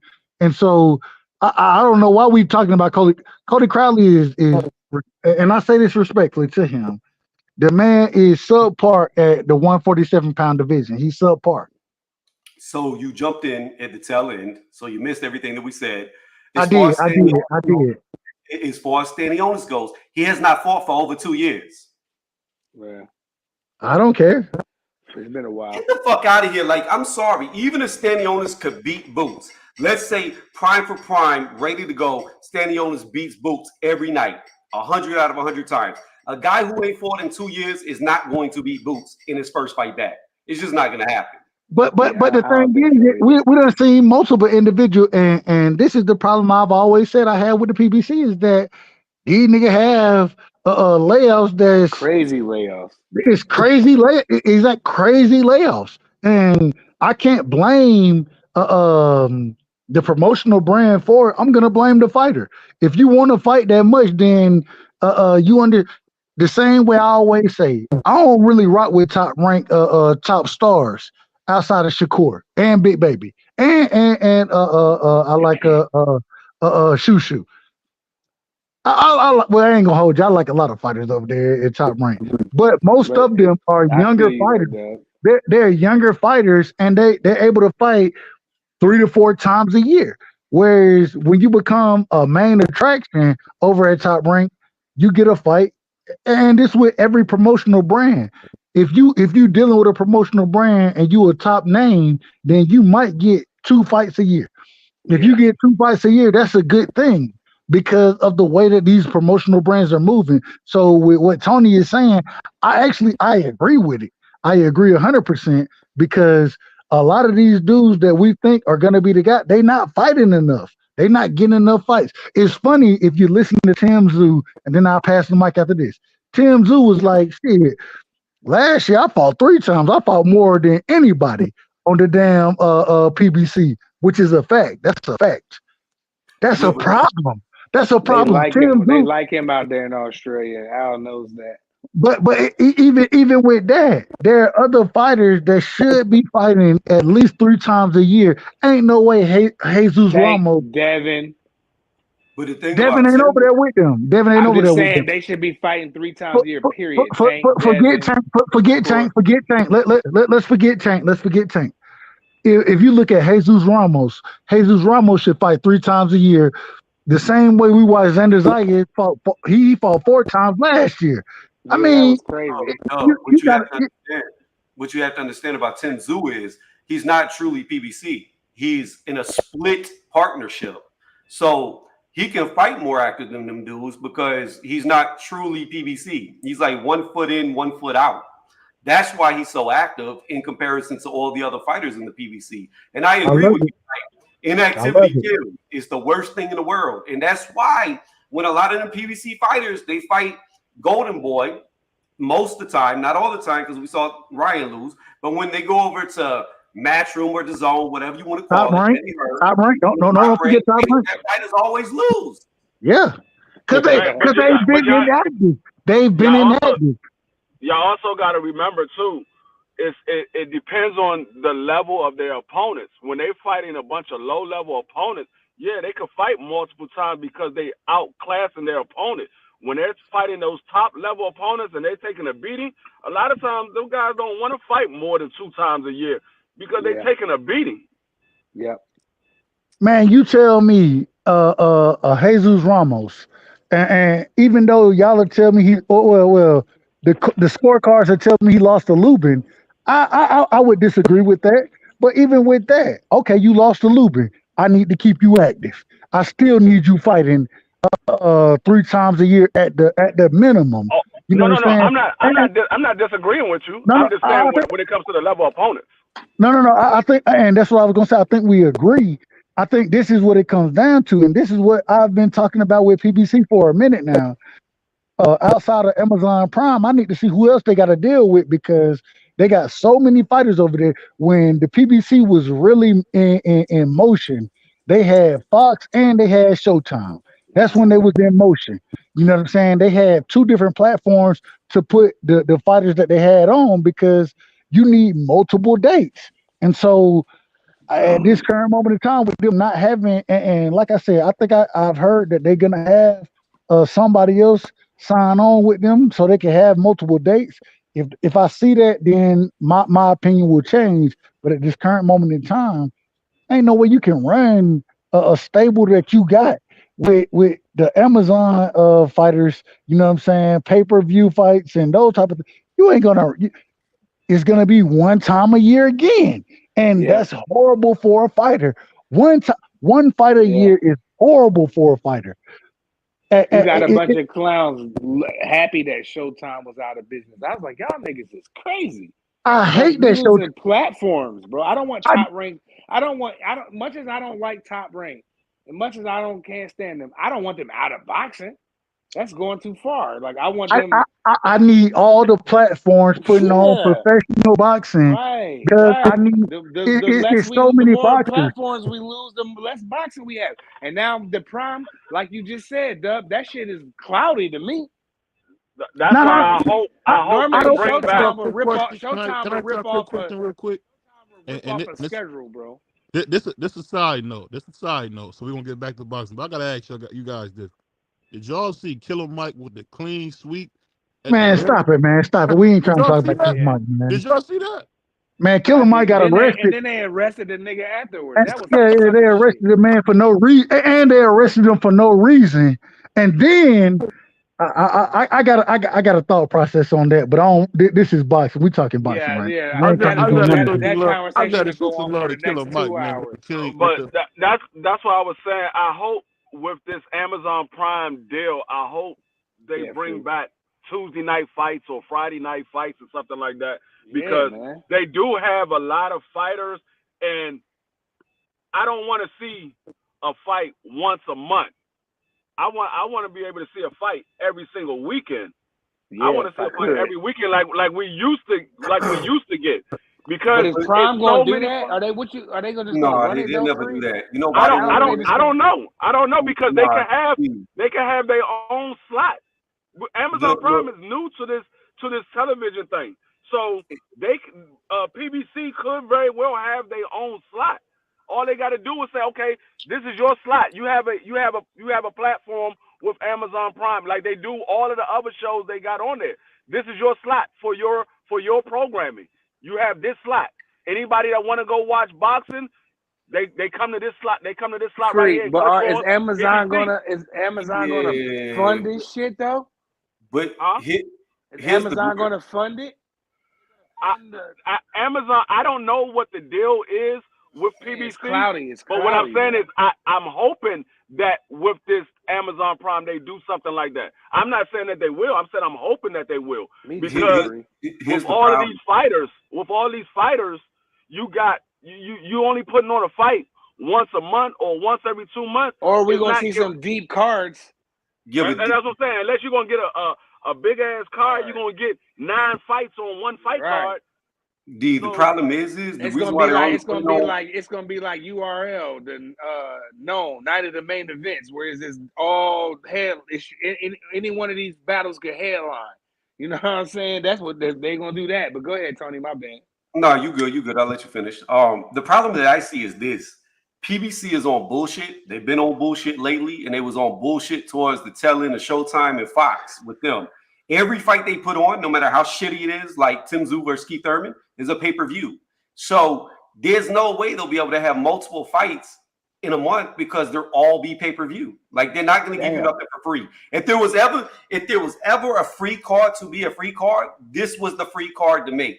Because nobody gives a fuck about a dude and Keith Thurman, who ain't been good since he had a hairline. Like this dude got his ass whooped by a 40-plus-year-old Manny Pacquiao 4 years ago. And he's only fought once since he got his ass whooped. So what they say, 4 times in 7 years or something crazy like that? Yeah, it's something stupid like that. But in the last 4 years, he's lost one. But hey, Tony, don't you think they was expecting Tank to be headline this March 30th card? Because that's what they were saying. No, I think they were expecting Terrence Crawford and Earl Spence Jr. before the cataracts. But the thing about it is this. To me, no product is better than a bad product. And when this pay-per-view flops, I don't know if Amazon's going to want to stay in business with That's why I don't understand why they spewing out this fight. Why can't they push it back a little bit, try to get Jamal ass back in there. Get his ass back in there in a couple more months. Don't let his ass sit and rot and go through mental. Jamal can't get back in there. If they making a fight with Canelo, that won't be until Cinco de Mayo. They're not putting Jamal in there with nobody else. Yeah, well, Mark, that's why they need to get one of their guys, man. Like I don't understand that. So you mean to tell me Amazon Prime debut? We are rolling out, and I mean we as this hardcore fans, we're rolling out to Prime, who don't know shit about boxing. We're rolling out Keith Thurman, Tim Tszyu. That's what we giving y'all. I don't know what Al doing, bro. What is he doing? Well, this is the thing. They had to do it. They had to do that fight, and the reason they had to is because the big names. And if you ever look at how they start the year off, they always start the year off like this. This is what the PBC has done on a regular basis, and so at this current moment in time, not on a new deal, Doug. No, I agree with you. Not with a new deal, but at the same time, when they cop a new deal, they usually spew out some fights. No, like what they did with Fox. When's the last time we seen them cop a new deal? 5 years ago, damn near. And they put out the fights when they showed up on Fox. They put out some fights. Boxing has changed since those 5 years. Boxing has changed. So I do agree that we need to see those big fights. I do agree with that. And your ass out there and be ready for March 30th. We're talking from March 30th. Go ahead, Freak. We're talking from a boxing diehard fans perspective. They not looking from a diehard boxing fan perspective. They looking for a casual perspective. And the casuals know Keith Thurman, and some of the casuals know Tim Tszyu. Hot Rod Am I? said PBC only got 14 dates with Prime. I don't know where he got that information. Hold on. This is the thing, real quick, Free. And to what you just said, Tim Zoo. All right, cool. If it happens in Australia, maybe I can understand that. Keith Thurman ain't fought. The last fight Keith Thurman had was against Mario Barrios. It is what it is. It doesn't matter when the last fight. And this is the thing. So none of the previous shit matters. All that matters is that Keith Thurman is a name. Is that what we saying? When you talking about the business of boxing, they looking at the business. They're not looking at the diehard boxing fan perspective. We want to see the big fights, the good fights. They looking at, okay, what fight can we put out here that's going to sell? And so now, Keith Thurman has a name that the casuals know. He has so a name now that the casuals know. My question is this, D-Free. My question is this. Is Keith Thurman versus Tim Zoo is going to be on pay-per-view, right? The same way Keith Thurman versus Mario Barrios was on pay-per-view. First off, before I ask my question to D-Free, does anybody know the numbers? Keith Thurman and Mario Barrios on pay-per-view. No, y'all don't know the number. How many? 3. Oh, okay. He said 3. Hey, nobody knows those numbers. Why? Because they was never reported. And the reason they weren't reported is because they didn't do good numbers. That's what this is common. And so all I'm saying is at the end of the day, just because you got Keith Thurman, a quote unquote name in boxing, true fans understand that, man, Tim Zoo finna beat the shit out of his ass, and it's not gonna be a big seller. It's not gonna be a big seller. No, you saying if it's in Australia, it doesn't matter if it's in Australia or not. Tim Zoo don't want to fight in Australia no more. He wants to fight over here. Well, where's the fight at? Where's that fight at? It's in Vegas. It's in Vegas. Okay. It's at the AT&T Arena. But it doesn't matter if it's here or not, because Amazon Prime is worldwide. It's not just in the States. It's worldwide. People that's in Australia, they have Amazon Prime as well. Mm-hmm. Just because they got Amazon Prime don't mean they buying this bullshit. Yo, I'm gonna tell you this right now. That's what you believe. That's what you believe. I'm not saying that they will. I'm not saying that they won't. But what I'm saying is it doesn't have to be in Australia for it to be a big fight. Amazon Prime is worldwide. It doesn't have to be in Australia. So I know a guy over here who's got a big Aussie channel. I'm not gonna shout out other channels on somebody else's channel, but this dude is saying nobody in Australia wants to see this shit. And this dude's got a huge Aussie following. And he's telling me and everybody else, nobody wants to see this fight. Not one person in Australia. Basically, what PBC did was they went to the graveyard, they dug up Keith Thurman, and he was working on a Andre 3000 flute album when they dug him up. Like, this dude is no longer a boxer. He's practically retired, been retired, and his career left with his hairline. Like, this is stupid. This is stupid. Like, literally, if Tim wants to punish this dude, he could kill him in the ring. That's how long he's been out of the ring. It's not competitive. This is a dumb fight, and Keith is going to get hurt. It's stupid. But I don't think Keith will get hurt. I think Keith knows how to protect himself. If Keith come out there and he spots Tim Zoo, it's going to shake the boxing world. It is, yeah. I want Keith Thurman to win just because of that, Free. And I think that what he come out there and he spots Tim Zoo. No, Tim Zoo whole image crumbles. His whole image crumbles. It's done. Yeah, and you know what, Free? You know what? Keith Thurman, whether you like him or not, you can talk about his hair and all that and his flutes. Keith Thurman knows how to survive. He knows how not to get knocked out. And I think he can make it really, really awkward and tough with his movement for Tim Zoo to knock him out. You know what I mean? I pray to God that Keith Thurman wins this fight. I really do. I picked Tim Zoo to win. Now, don't get me wrong. I picked Tim Zoo to win. I didn't say I picked Keith Thurman. I'm rolling with Keith Thurman. For the upset, I want Keith Thurman to win because the amount of shit he gonna talk and how awkward of a position boxing itself will be in. They would just, like you said, this imagine Keith Thurman coming in and get Zoo out of there in like 9 or 10. That would be, we would talk about this shit for weeks. And who Keith Thurman gonna fight next? And now Keith Thurman gonna be the #1 junior middleweight. And now Keith Thurman gonna be back. I told you, baby, he gonna be giving you the weird. Look. I All I told you can not to say, duck me. You know what I all mean? I Give can you say them to awkward ass Thurman, interviews. That shit gonna be crazy if Thurman win, dog.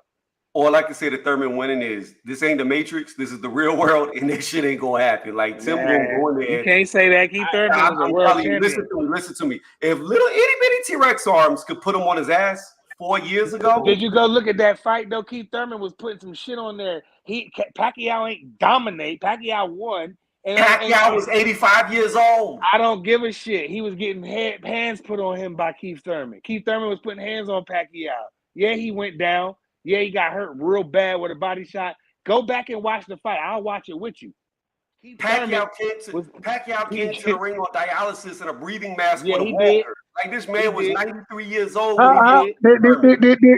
Then why is it okay for if that's the case? Hold on, real quick. Shout out to my brother Tony. If that's the case about Pacquiao, why is it okay when Pacquiao and it comes out Pacquiao and Tank Davis? Nobody don't have a problem with that. What are we talking about? What are you talking about? Who is What are nobody? you about? Why you keep bringing stuff up that ain't nobody saying on this daggone platform? Ain't nobody got Hold. This is a fact. Wait. You said it to me. Let me respond. Nobody on this platform said that. Hold on, D. Let me respond because he said it to me.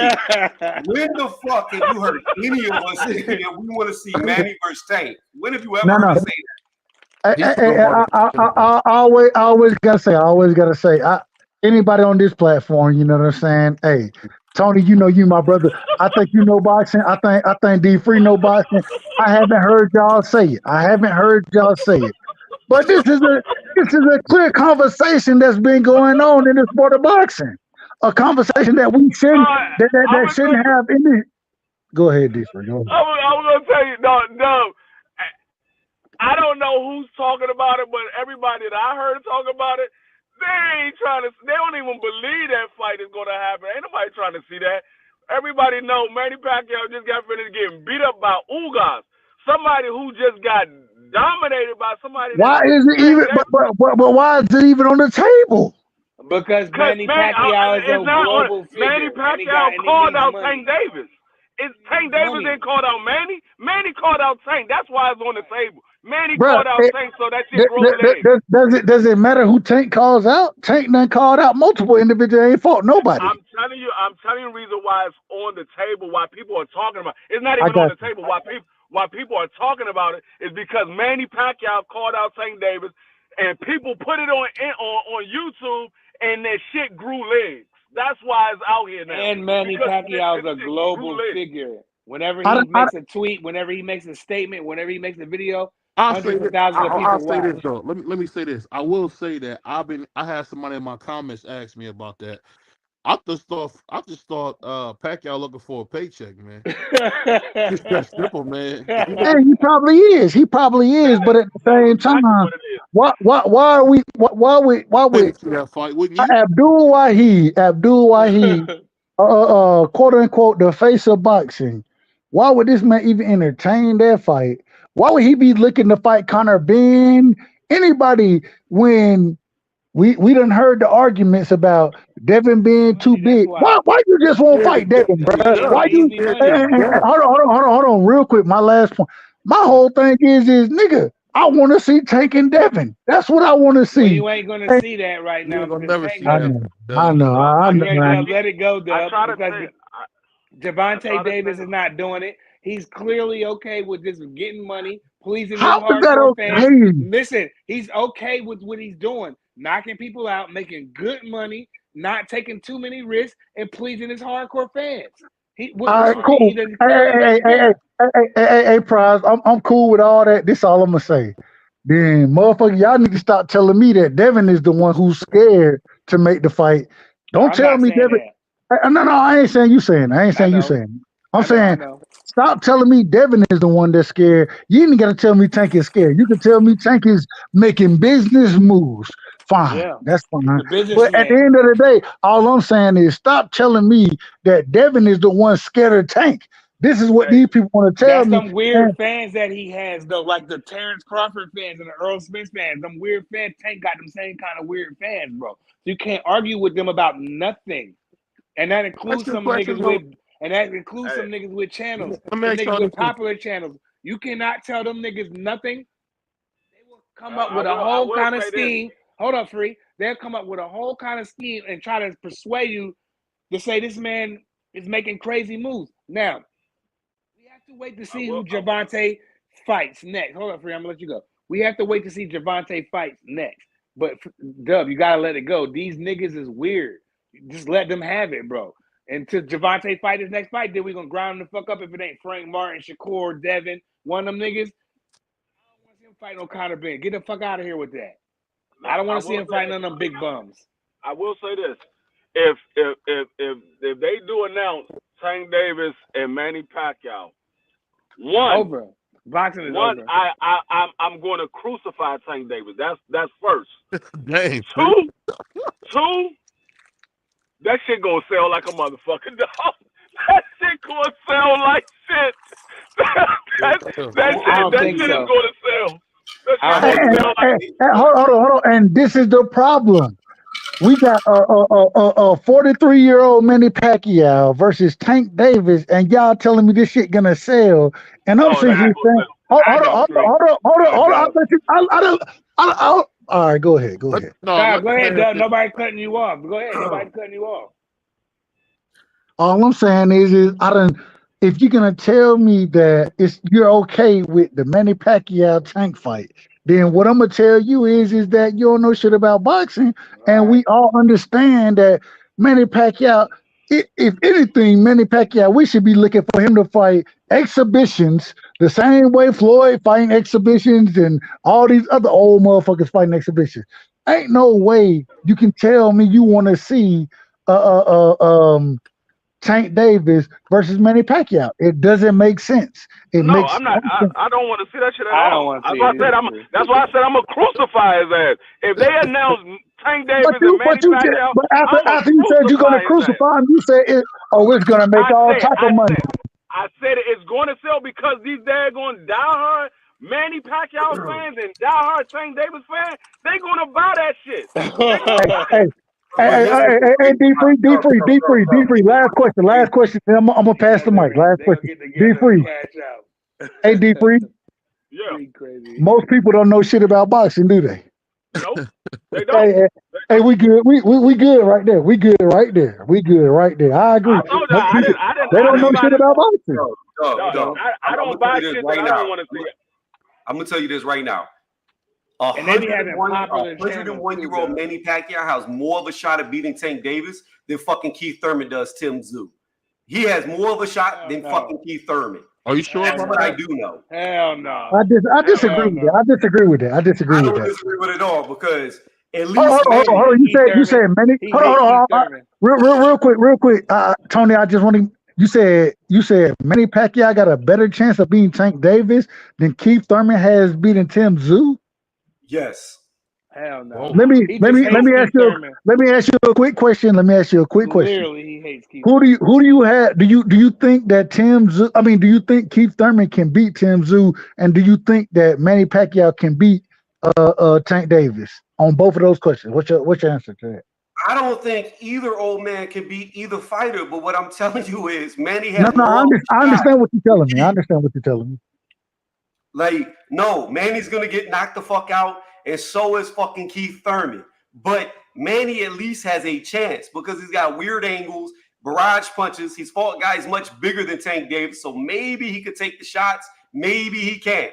But he's way more skilled, way more talented, even old as fuck, and he beat Keith Thurman. Let's not forget that. But he's 43. But he's 43. He's 43 years old. It don't matter. Keith Thurman does matter. Age definitely matters in boxing. No. Yes, but Keith Thurman, hold on. What you keep missing, Dub, is Keith Thurman is 4 years older than when he got sat on his ass by old ass Manny. And the good thing. Did you see Manny in his last fight? That man got beat from pillar to post by Ugas. He got beat from pillar to post. No, Manny don't have that skill no more that we saw when Manny beat Keith Thurman. When he beat Keith Thurman, he don't have that skill no more. Jinky had me feeding Manny him with a Pacquiao spoon. asking for Jinky this had fight. his hand feeding. Pacquiao couldn't even eat soup. Jinky was feeding that nigga soup. Manny Pacquiao looking for a Tank Davis fight is the ultimate I need a bag fight. It's the ultimate I need a bag fight. Even with Pacquiao on them taxes. I'm gonna tell you something. I'm gonna state it again, and I'm gonna stand 10 toes down. Manny Pacquiao has more of a shot against Tank Davis than Keith Thurman. No hairline. Keith Thurman's hairline looked like a hairy ass thumb. Anyway, bro, this is the only problem. This is the only problem, Tony. The only problem is that Keith Thurman brings something to the ring that Tim Tszyu is not used to. He brings lateral movement. And this is the question. This is the question. I got Tim Tszyu stopping. Keith Thurman to the body. At the same time, I do think that Keith Thurman lateral movement brings something different to the ring than Tim has ever faced. Even with Terrell Goucher, he put hands on Terrell Goucher. I don't think Terrell Goucher has great foot movement or great defense, in my opinion. That's just my opinion. Y'all can criticize that if y'all want to. All I'm saying, all I'm saying is that at the end of the day, I think both of them have a very similar chance of winning. Keith Thurman and Manny Pacquiao, which is slim to none, and Slim done already left the building. That's what I'm saying. I'm gonna say, let me read these comments real quick. My man Hot Rod said, right side is not gonna happen. The midget will continue to fight Mexicans so he can stop talking about him. He don't move the sport. Teo fighting this week. That's a fact. King Teo is fighting. He said Tank is not gonna fight Conor Ben. So he said Manny's reflexes are gone. I don't know. I seen Manny get beat by a very limited dude and Ugas, but the difference was when he was tested for not getting tested, he didn't get tested for the Keith Thurman fight. He definitely didn't. He looked like the old Manny Pacquiao. Then when he fight again, he looked like the old man. So really, BVO, don't bring the drugs up, BVO. Don't bring the drugs up. But that's a fact, though. That's a fact, though. We know that Manny Pacquiao have been on drugs for the longest. We know he done been on drugs for the longest.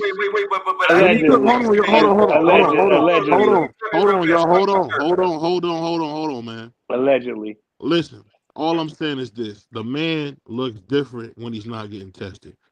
At the end of the day, he's going through a lot of financial hardship. He took a $6 million loss in that campaign to win the presidency of the Philippines. At the end of the day, the man needs money. Nobody can take. I heard it was more than $6 million. I heard it was more than $6 million. I heard it was supposed to. My bad. That's what I'm saying. What I'm saying is that it could be more than 6. I was going off what I seen in the Wall Street Journal. I didn't know it was more, but I'll just say this. I want to see some big fights, man. I'm tired of talking about the fights that don't happen. I actually called Free and told Free this. I said, man, we keep talking about the same dudes, and they still ain't fighting. I mean, that's why you kind of change how I talk about Devin the American Dream, because I hate Devin's style, but hey, his boring ass is get in the ring with the guys. I gotta give Why do you hate his style? Why do you hate his style? He's boring. Hold on. He like to fight. He like to stand in the middle of the ring. Before we move on, I want to say this real fast. Dub, you're acting like you forgot. Keith Thurman should have lost his last 2 out of 3 fights. Lopez beat that dude, and he got a gifted win against Lopez. Calm down. Hold on, real quick, Tony. Garbage. Real quick, Tony. You said Lopez beat who? He should beat Keith Thurman. Lopez beat Keith Thurman. He beat him, and he was robbed. He beat Keith. That's how I I don't knew. think he beat him. I think Keith won. He hurt Keith a couple of times, but I don't think he won the fight. And Josecito Lopez is not even good. That dude is a C+ fighter at best. No, Josecito Lopez solid though. Hey, Tony. This is the thing, Tony. I don't think anybody's trying to say that Keith Thurman is a great. That ain't the conversation. The conversation is right now with the biggest names that we have in the sport of boxing. Why are they fighting individuals that we would all consider and Tony, I think you kind of said that or said something against what I'm about to say, but why are we looking at them fighting lesser competition? I don't want to see them fight old guys. If they active, if they still fighting, that's one thing. But Manny Pacquiao, this man done been retired for what now? 100 years. I mean, what are we talking about? I'm gonna say this That though. ain't even I a fight think we should be considering. We shouldn't I'm even consider that. And you got I'm gonna niggas say. with Let me say this channels real that's quick, jumping out Prize. the Let me say this real windows quick, caping for that Prize. too. Hold on. Let me say this. I think the thing that's so frustrating for the average boxing fan is that just like Dub is saying, they want to pull people out the doggone graves of fight. At the end of the day, man, it's fights right there for them. I'm telling you, and then when I say, Abdul Wahid is a cancer, they say, why you say that, BBO? Because he is. We gotta dig Manny Pacquiao. Manny Pacquiao was in his grave sleep. We gotta go dig him up. And I swear, every time Man that's running Pacquiao for called him president out and though, everything. BB. Hold Tank up. didn't let me call tell out you before you He go, Pacquiao. Dub. Didn't he call didn't out wake Manny Pacquiao. Pacquiao up. Manny Pacquiao Pacquiao woke put his up. name out there. But No, listen, this is Manny what I'm saying. This is Pacquiao. what Man, I'm gonna y'all say. got This it, is what I'm man. saying. I don't care who put their name out there. If you done been out the sport for 3-4 years, what the fuck are you? No, Man? listen.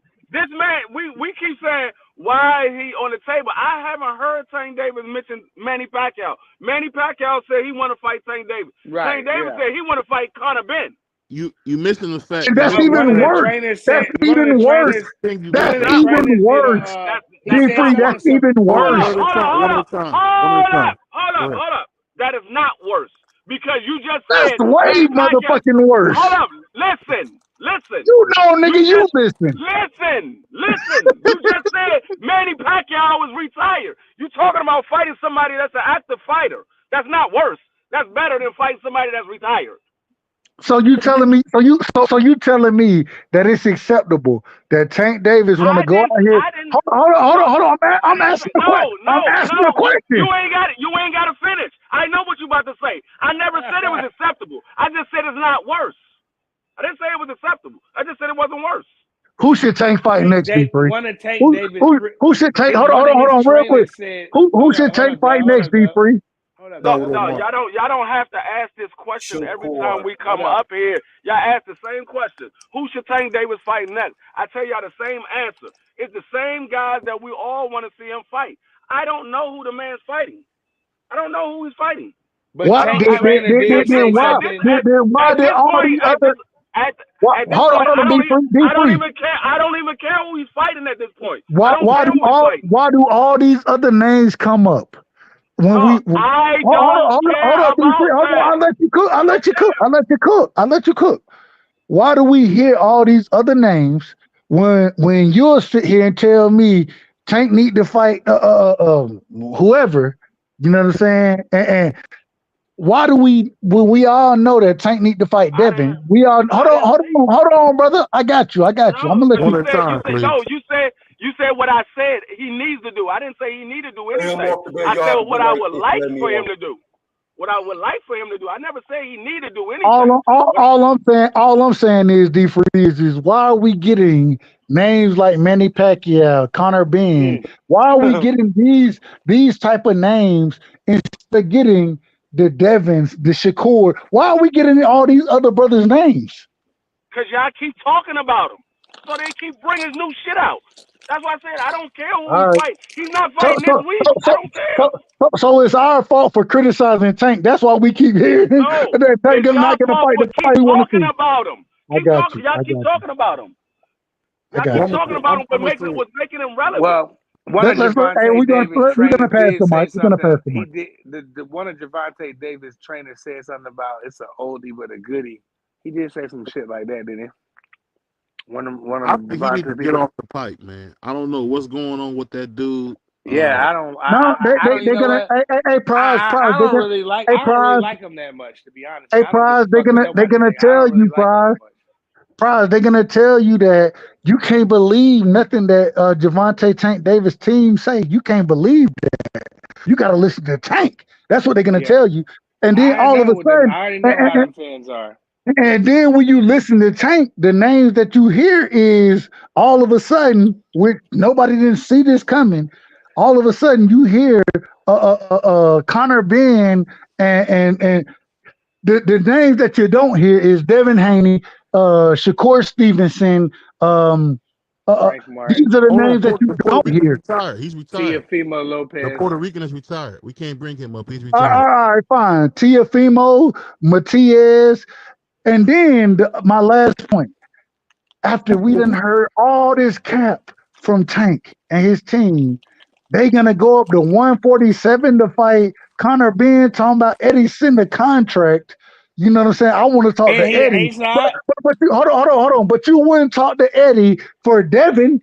No. Y'all need to go talk to Al. That's what he said. Then y'all need Yeah. they need to talk to Al. But when it's Connor Ben, hey, man, me and Eddie, we're gonna handle this. No, man, See, that nigga Tank tweeted out, waiting. I'm waiting. You know what I'm what are we saying? doing? I'm What are we gonna doing? let me say this real quick. There's some cap, bro. I used to I'm get an Y'all told, eagle. niggas listen, defending nonsense. hold on, man. I don't want to be You corny can't like fan everybody food. else and mute niggas and stuff. When I'm talking, man, let your boy BVO cook. What I'm saying is this. I think it's funny how we get on, and I ain't gonna lie to you. I'm thinking about stop talking about Abdul Wahid because every time I talk about it, it's just always some BS. It's always some BS. Every time you talk about him, every time you mention his name, it's nothing positive. It's never about a good. It's never about a good fight he's taking. It's always he doing something crazy to some women. He running over people with his car. He acting a fool. I keep trying to tell you, the man's a menace. Your man's a menace. We need Oh, to get out focus of on here. people. We need to focus on people like Devin the American Dream, Teofimo, Frank Martin. Because think about this, Tank, why he said he not even looking to fight Frank Martin, and that's his whole he in that division. So I mean, I'm over it now. I'm over it now, and I'm gonna be honest with y'all. I'm gonna have to stop making videos and talking about Abdul Wahid because all he does, man, is suck the energy out the room. I guarantee you, it's gonna be El Rayo. We're gonna do all this talking. He gonna fight El Rayo, and we're I gonna be keep trying sitting to tell here. y'all. And then we're gonna sit here again for a whole nother panel after panel as we do dub, prize, and free. I know. You know, I I know. gotta start being like my co-host D Freeman. I gotta be on some Mr. Wait and See type stuff because I heard from behind the scenes that it's gonna be El Rayo. And the person that told me that never has lied to me. That's the same person that told me about Tio fighting Jermaine Ortiz. So Who is it's that? like I'm not gonna tell you who it is, but I gotta check it. I gotta check your responsibility. I gotta check your yeah, I responsibility. can't tell you who it Trying to is. tell y'all. But the thing is this, man. And He's going to don't fight tell all us. right. Don't tell us. Don't tell us. It's gonna be all right. I think it's an 85% chance it's gonna be all right. I mean, the That's whole what you thing is think. this, man. Go ahead. So are we saying that the Connor Ben, the Frank Martin, uh uh all the tweeting and deleting we just seen last night? Tank come out with a tweet talking about big nose, big nostrils. I beat him everywhere. Cool, I ain't got no problem with it. Fight him. I just want to see you fight him. And so are we saying that Tank just gonna keep capping and is that what we saying, BVO? I mean that's what it is. You know, I wish it was different. I wish it was different, but This it's is not. ridiculous, man. This is ridiculous. I'm gonna tell you something else that I heard. You know, from somebody very connected. And the big thing I heard is that Tank is his career is about him making money. Tank has no desire to have legacy. Tank wants to make money. And then, you know, my co-host Free always brings up the man was homeless, eating out of garbage cans, blah, blah, blah, whatever the case may be. At the end of the day, we all grew up. Any young dude from the homeless shelter, man, cats like that is treacherous. So we really get mad about a homeless shelter kid, bro. At the end of the day, man, we know what they'll do. They'll steal the food out your fridge, man. Tank is a grimy dude, and he's showing you he's not gonna say nothing and let everybody talk for him and have everybody arguing over him, and he's not gonna do nothing because we all know the fight to make is him and Devin Haney. We gotta be honest. Floyd fought Chop Curly. Floyd fought Super Judah. So you can't say that Floyd didn't fight them guys, and he fought them guys on time when he needed to. It's a doggone shame. You got a guy 25 years old and Devin Haney and Teofimo, and we still ain't seen the fight. Tank is almost 30 years old, y'all. His career is almost over. And he still ain't had a signature fight. And he's almost 30 years old. It's over for that kid. It's over for that kid. He's gonna fight O'Reilly. He's gonna do it. You know what he is? I keep trying to tell people it's Floyd Patterson. He's not who they think he is. And you say, why BVO bring up the old school? He's a Floyd Patterson when they kept Floyd Patterson away from Sonny Liston. He's not that good. Because if he was so good, he would have been gotten the ring with Devin. And I know for a fact that Devin put major work on Tank. Yeah, Tank rocked him, but Tank can rock anybody. But when he got that's time, cool. My whole thing is that everything that the individual who claim to be fans of Tank, they're gonna tell me, oh, Devin too big. But all of a sudden, when it's the Conor Ben fight, they're gonna tell me, oh, yeah, this is Tank flexing his muscle. He's showing that he can get the fight before. Wait a minute. Why he can't just fight Devin? Neither one of them got to fight Conor Ben. They both should fight each other. It should be Devin and Tank. They don't need to fight Conor Ben. Conor Ben be shit. So why are we like where is this conversation coming from? Why aren't we pushing from them? Why aren't we pushing for Devin and Tank? And why We is are, it? but we can't make Tank No, fight. I know y'all are. I know y'all are. But real quick though, Doug, I'm about to jump off here because I got to book my flight to Dallas, man. I'm tripping right now, and the flights be going up at midnight, man. So I'm gonna have to get with y'all tomorrow, brother. Hey, but you know what? At the end of the day, man, the king is coming back. It's your boy Teofimo Lopez coming in. Hey, real quick, BVO, before you go into your king, man, be safe out there, my brother. Prize, man, nothing but love and respect. Be safe, Prize, because hey, just be safe out there. That's all I'll say. Go ahead, BVO. I apologize for cutting you off. I was gonna say, I keep trying to tell y'all keep putting these people names out there, keep talking about them. They're gonna keep saying shit because they know y'all gonna talk about them. Y'all gotta realize there's other fighters than just the same three guys that we talk about every damn day. It's Shakur, Devin, and Tank. Same three guys every day. We got to talk about the other fighters because the more we keep talking about these same three fighters, the more they're going to keep saying shit because they know that YouTube and people in the YouTube streets are going to talk about it. Like, oh, let me say this because I know they're going to keep my name relevant. We keeping their name relevant by keep mentioning them. That's why I said I don't care who he fight until he make an announcement. I don't care about to talk about St. David. I talk about him when they ask me a question about him. You ask me a question about it, I answer the question. I don't care to talk about him because he's not fighting. That man is irrelevant right now. He's not fighting. Once he fights, once he announces his fight, then he's relevant again. Right now, the same way like Bud and Earl, we're not talking about them because they're not fighting. Once they say their fight is being made and they fight on this day, we'll be talking about Bud and Earl again. Do y'all really think something going to happen different, or y'all think it's going to be the same? We're going to be talking about that again. So until these guys are fighting, there's no point in talking about it. They're not making the fight. Why we keep talking about it? Shakur said he's retired, which I know is bullshit, but he said he's retired. There's no need to talk about Shakur. He said he's retired. Tank Davis hasn't announced a fight. There's no need to talk about Tank Davis until he announced a fight. Devin Haney, he's still trying to find a fight. He's not fighting. There's no need to talk about him.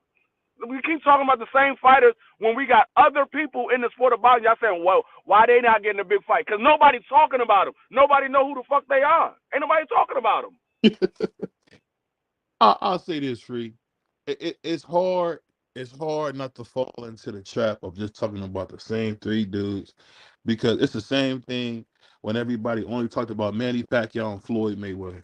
Only difference is there's a third guy in this equation. But I'll just say this, man. It's getting sad, man. I hate to have to agree with my brother Free, but I do. Going forward, man. I'm gonna try to talk less about these same three niggas, man. It's getting ridiculous, man. I'm looking at my lives. I'm talking about the same three niggas, man. I don't care about these guys like, no more. every time I'm like, we talk about the same fighters every time. I know we're gonna talk about Tank, we're gonna talk about Shakur, we're gonna talk about Devin, we're gonna talk about Tio. Now Tio, we should be talking about Tio. It's fight week. We should be talking about Tio. We should be. And that's why I jumped back on D Free. I want to hear y'all breakdown on Tio versus Jermaine Ortiz. I want to hear the breakdown on it. Me and BVO, we already got a bet on it. I got Jermaine Ortiz, BVO. You got Teofimo Lopez. Hey, the money, BVO. Correct me if I'm wrong. Has the money been sent? Oh yeah, we good. We good. It's good money over here. Man, what's your thoughts on that fight this weekend, or not even this weekend here on Thursday? Free. I think this is a 50-50 fight. The only thing that offsets this fight is Teofimo mind frame. If Tio mind frame is focused on this fight, Tio can go out there and beat Jermaine Ortiz. If he's focused on something outside of this fight, Tio can go out there and get beat by Jermaine Ortiz. Because Jermaine Ortiz is not a pushover. He's been overlooked by a lot of people. A lot of people don't really know Jermaine Ortiz. They only know about the Lomachenko fight. But if you go back and watch Jermaine Ortiz, he does have decent boxing ability. He has good footwork. Both of them have a similar style, and both of them have similar flaws. They both tend to fade later in the fight. They both have holes in their defense, and they both have lapses in the fight. So it's a 50-50 fight. It only depends on who's going to come in on their A game. That's who wins the fight. Whoever comes in more focused to win that fight is going to win the fight. I don't think Tio is. Who you picking? Who you picking, D Free? I want to favor Tio because I think Tio has been in bigger fights, and I think he has the experience from the bigger fights. I just don't know about Tio's mind frame. I'm a lean towards Tio, and that's only because I think Tio might come in here focused. But if he comes in here and he's not focused, I am not going to be surprised that Jermaine Ortiz whooped Tio ass. So it's on you or me, BVO? Go ahead, it's on you. Hey, first thing, shout out to my brother Rodney, man. Rodney, man, jump on the panel. I love hearing Rodney's opinion. My brother gonna be wild like this motherfucker, but he got a great boxing mind. I don't know if y'all know Rodney like that, but he got a great boxing mind. Listen, this is the thing. When I watch fighters, I try my. Hey, no, hold on. Go ahead and play that BVO. Play that BVO. Take off, fight Wario. Take off, fight Wario. Take off, fight Wario. Take off, fight Wario. Take off, fight Wario. Take off. I keep telling y'all, the funniest part of that whole clip is the white people behind him looking at him. The white folks didn't know what was going on when my brother was going on. They didn't know what was going on. That's the funniest part of the whole clip. Hey, bro, I gotta be honest. I gotta be honest, real quick, and then I'm gonna cook. Man, me and Rodney, we done argued against each other multiple times. He one of the people I look like. If y'all ever heard me talk about Smoke, man, Smoke, I cut my teeth arguing with Smoke. Hell, I cut my teeth arguing with his ass as well, Rodney. And I ain't got nothing but love and respect for him because I do know he know his boxing information. And so, man, I ain't got nothing but love for that brother. But this is the thing. When it comes down to it, for me, I look at, we always say styles make fights. That's the cliche saying in boxing. This is one of them situations where we're going to see whether it's true or not. Because if Jermaine Ortiz go in there trying to be first, if he go in there trying to push Tio back, he going to get fucked up. Tio might stop him. He might stop him. The problem is that I don't watch Jermaine Ortiz fight too many times, and it's been very few times that against Lomachenko, I watched him come forward, but outside of that fight, I can't name a fight where he really was just a come forward fighter. What he is he's a boxer, a counterpuncher, and he's able to utilize his jab. If he does that against Teofimo Lopez in this fight, and the great thing about it is that Tio, in my opinion, I think Tio knows how to eliminate certain things from fighters. He knows how to take away some of your gifts. And I don't know if the jab is gonna be there as much as it's been there for him in other fights. You know what I'm saying? I don't know. He's the longer fighter, the rangier fighter, and in my opinion, against Teofimo Lopez, if you can utilize that length and that range, fight off the back foot, utilize that jab and make him come to you, then Teo struggles. He struggles coming forward. We've seen that multiple times. If you look at the Sandor Martin fight, they say he was knocked down one time. I thought he was knocked down twice.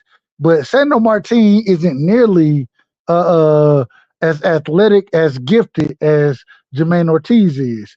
And so if Jermaine Ortiz, and this is, I could be very wrong, and BVO may keep my money. I want to put that out there. BVO, hey, you may keep my money, but at the same time, I think you're gonna owe me 200.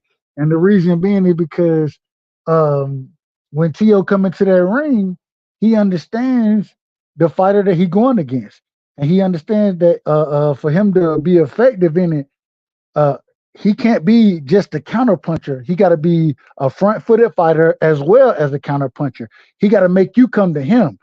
The way he's going to make Jermaine Ortiz come to him is by being first and attacking and winning early rounds. If he's able to do that, then I got Teo. I just think that Jermaine Ortiz jab, his footwork, his IQ is going to be too much. And when he's utilizing that jab, especially early in the fight, and I could be wrong about this. If I'm wrong about this, I'll be on your show, BVO, and I will say that I was wrong, and you're going to keep all my money. So it is what it is. But I just think that Jermaine Ortiz, the man's knowledge of boxing, the skill set that he brings is all trouble for Teo. It's trouble for Teo. Why? Because the fighters that he had great success against are individuals who come forward first. And outside of that, we didn't see him struggle when he has to be first continuously throughout his career, continuously. And so there gets to a point where when you look at a fighter, you can't adjust to all styles, and I don't think Teo can adjust to all styles. The question for me is what style does Jermaine Ortiz come out there with? If he tries to come forward, he getting stopped by Teo. If he try to come forward and be first and be active, he getting stopped by Teo. I don't think he's gonna do that. I don't think he's gonna do that, and I think he's gonna make Teo be first. And Teo may win a decision, possibly. But even after the decision, I'm gonna get up here and I'm probably gonna have leeway to speak on man and BVO. I'm gonna call yo. I ain't gonna be able to score it that night because it's on the Thursday. So I'm gonna call you and try to score it back and forth with you because we got money on the line with you. You know what I'm saying? Respect it. And that's the only reason I'm gonna do that is because we got money on the line. But at the same time, two questions for you, BVO. Has the money been sent from me to you already for that fight?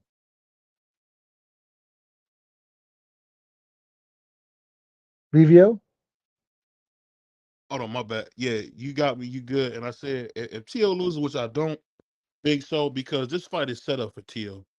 And I'll be honest, I was surprised you took a bet against a fight like this because they trying to feed Jermaine Ortiz to Teo. No, they're not. No, they're not. This is the problem. See how they setting it up. This is the problem you're missing. TFM, and it goes into. We'll talk about Shakur later, but he didn't start that slick talk as far as I ain't getting paid enough, I ain't getting this, I ain't getting that from Top Rank. He didn't start shitting on Top Rank. And when you shit on Top Rank, what you end up in is you end up in a fight that Top Rank believe that you're gonna lose, right? Hence the reason I say Shakur Stevenson gonna end up fighting oh man, what's my brother name, man? What's the brother name? I can't call his name right now. Raymond Malatalo. Raymond Murtalos. Thank you. I appreciate you, D Free. That's why I think he's gonna end up in that fight is because he ain't got nowhere else to go. And I think this is very similar to Tio. Man, they're gonna match T. They match the Tio as tough as they can, especially with the nonsense that he talking. And I don't think the judge. Well, I think the judge will be on his side to some degree. But at the end of the day, I don't think it's gonna be. I just think he get outboxed. I think he get outboxed. And BVO, like I said, me and you will talk Thursday about the fight. We'll talk about it Thursday. I think the thing you missing too, and you know, me and my brother Free gonna give our final thoughts and get up out of here. I think the thing that you're missing is this. No matter how you play it, there ain't no way in hell that Jermaine Ortiz is better than Josh Taylor. And at the end of the day, if I get That's not true. That's not true. if I get even a fourth of what I've seen versus Josh Taylor, it's a clean sweep. But go ahead, get your final thought, bro.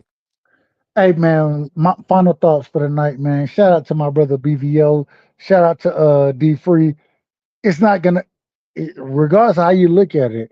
Josh Taylor and Jermaine Ortiz, they bring two totally different skill sets to the ring. Um, I pick T.O. like I always say, I pick T.O. to beat the shit out of Josh Taylor because it falls into his wheelhouse. Whereas a lot of these other fighters don't fall directly into T.O. wheelhouse. And I think he's gonna struggle against Jermaine Ortiz. If he wins, shit, hey, I already done sent the money, so it is what it is.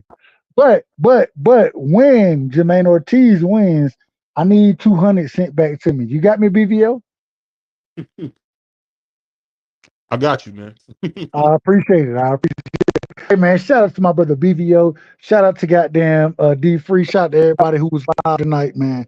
Hey, I ain't got nothing but love and respect, and we'll do it. We'll do it again tomorrow. If you don't know, and BVO, if you don't mind, if you don't know, Marky Dan and Prize Fighter, they're gonna be live tomorrow. They run their show on Tuesdays.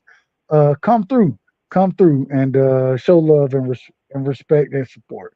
So BVO man, keep doing your thing. D Free, I appreciate you, my brother, and much love and respect to both of y'all, brothers, man. Much love and respect. Go ahead, Free. Appreciate y'all coming through. Y'all make sure y'all smash the like button on y'all way out. If y'all watching on the replay, hit the like button. If you're not subscribed, subscribe to the channel. Yeah, we got to stop talking about these same three fighters and start talking about these other fighters because boxing has a lot more to give than just Tank Davis, Devin Haney, and Shakur Stevenson. They have a lot more to give. I mean, we got fighters at 130 that never gets talked about, 126 that never gets talked about, 140 that never gets talked about, 147 that never gets talked about. There's a lot of fighters that never gets talked about, and there's a lot of good fighters out of there. Y'all gotta open your eyes and look at them. Y'all so focused on just these three fighters, like that's all boxing have is just these three fighters. There's a lot of other fighters in these weight classes that y'all don't pay attention to because y'all stuck on the same fighters. But appreciate y'all. Y'all make sure y'all tune in tomorrow night and then tune back in on Wednesday, and we will be live for the fight. So appreciate you. It's your boy BBO. It's the Puerto Rican Prince, D Free, and we gone. Peace.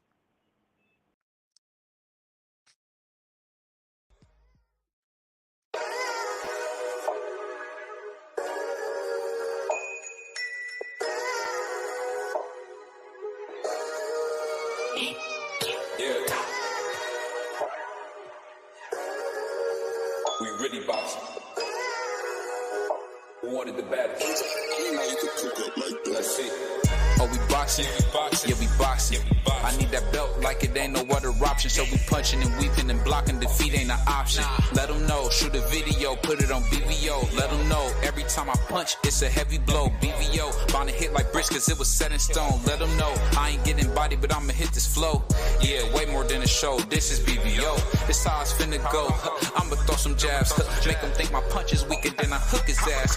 This the ring, not the kitchen, but I'ma cook his ass. Me and him, that's a pro versus the rookie class. All my life I had to fight, but I still love it. Me and BVO got moves that you can't steal from us.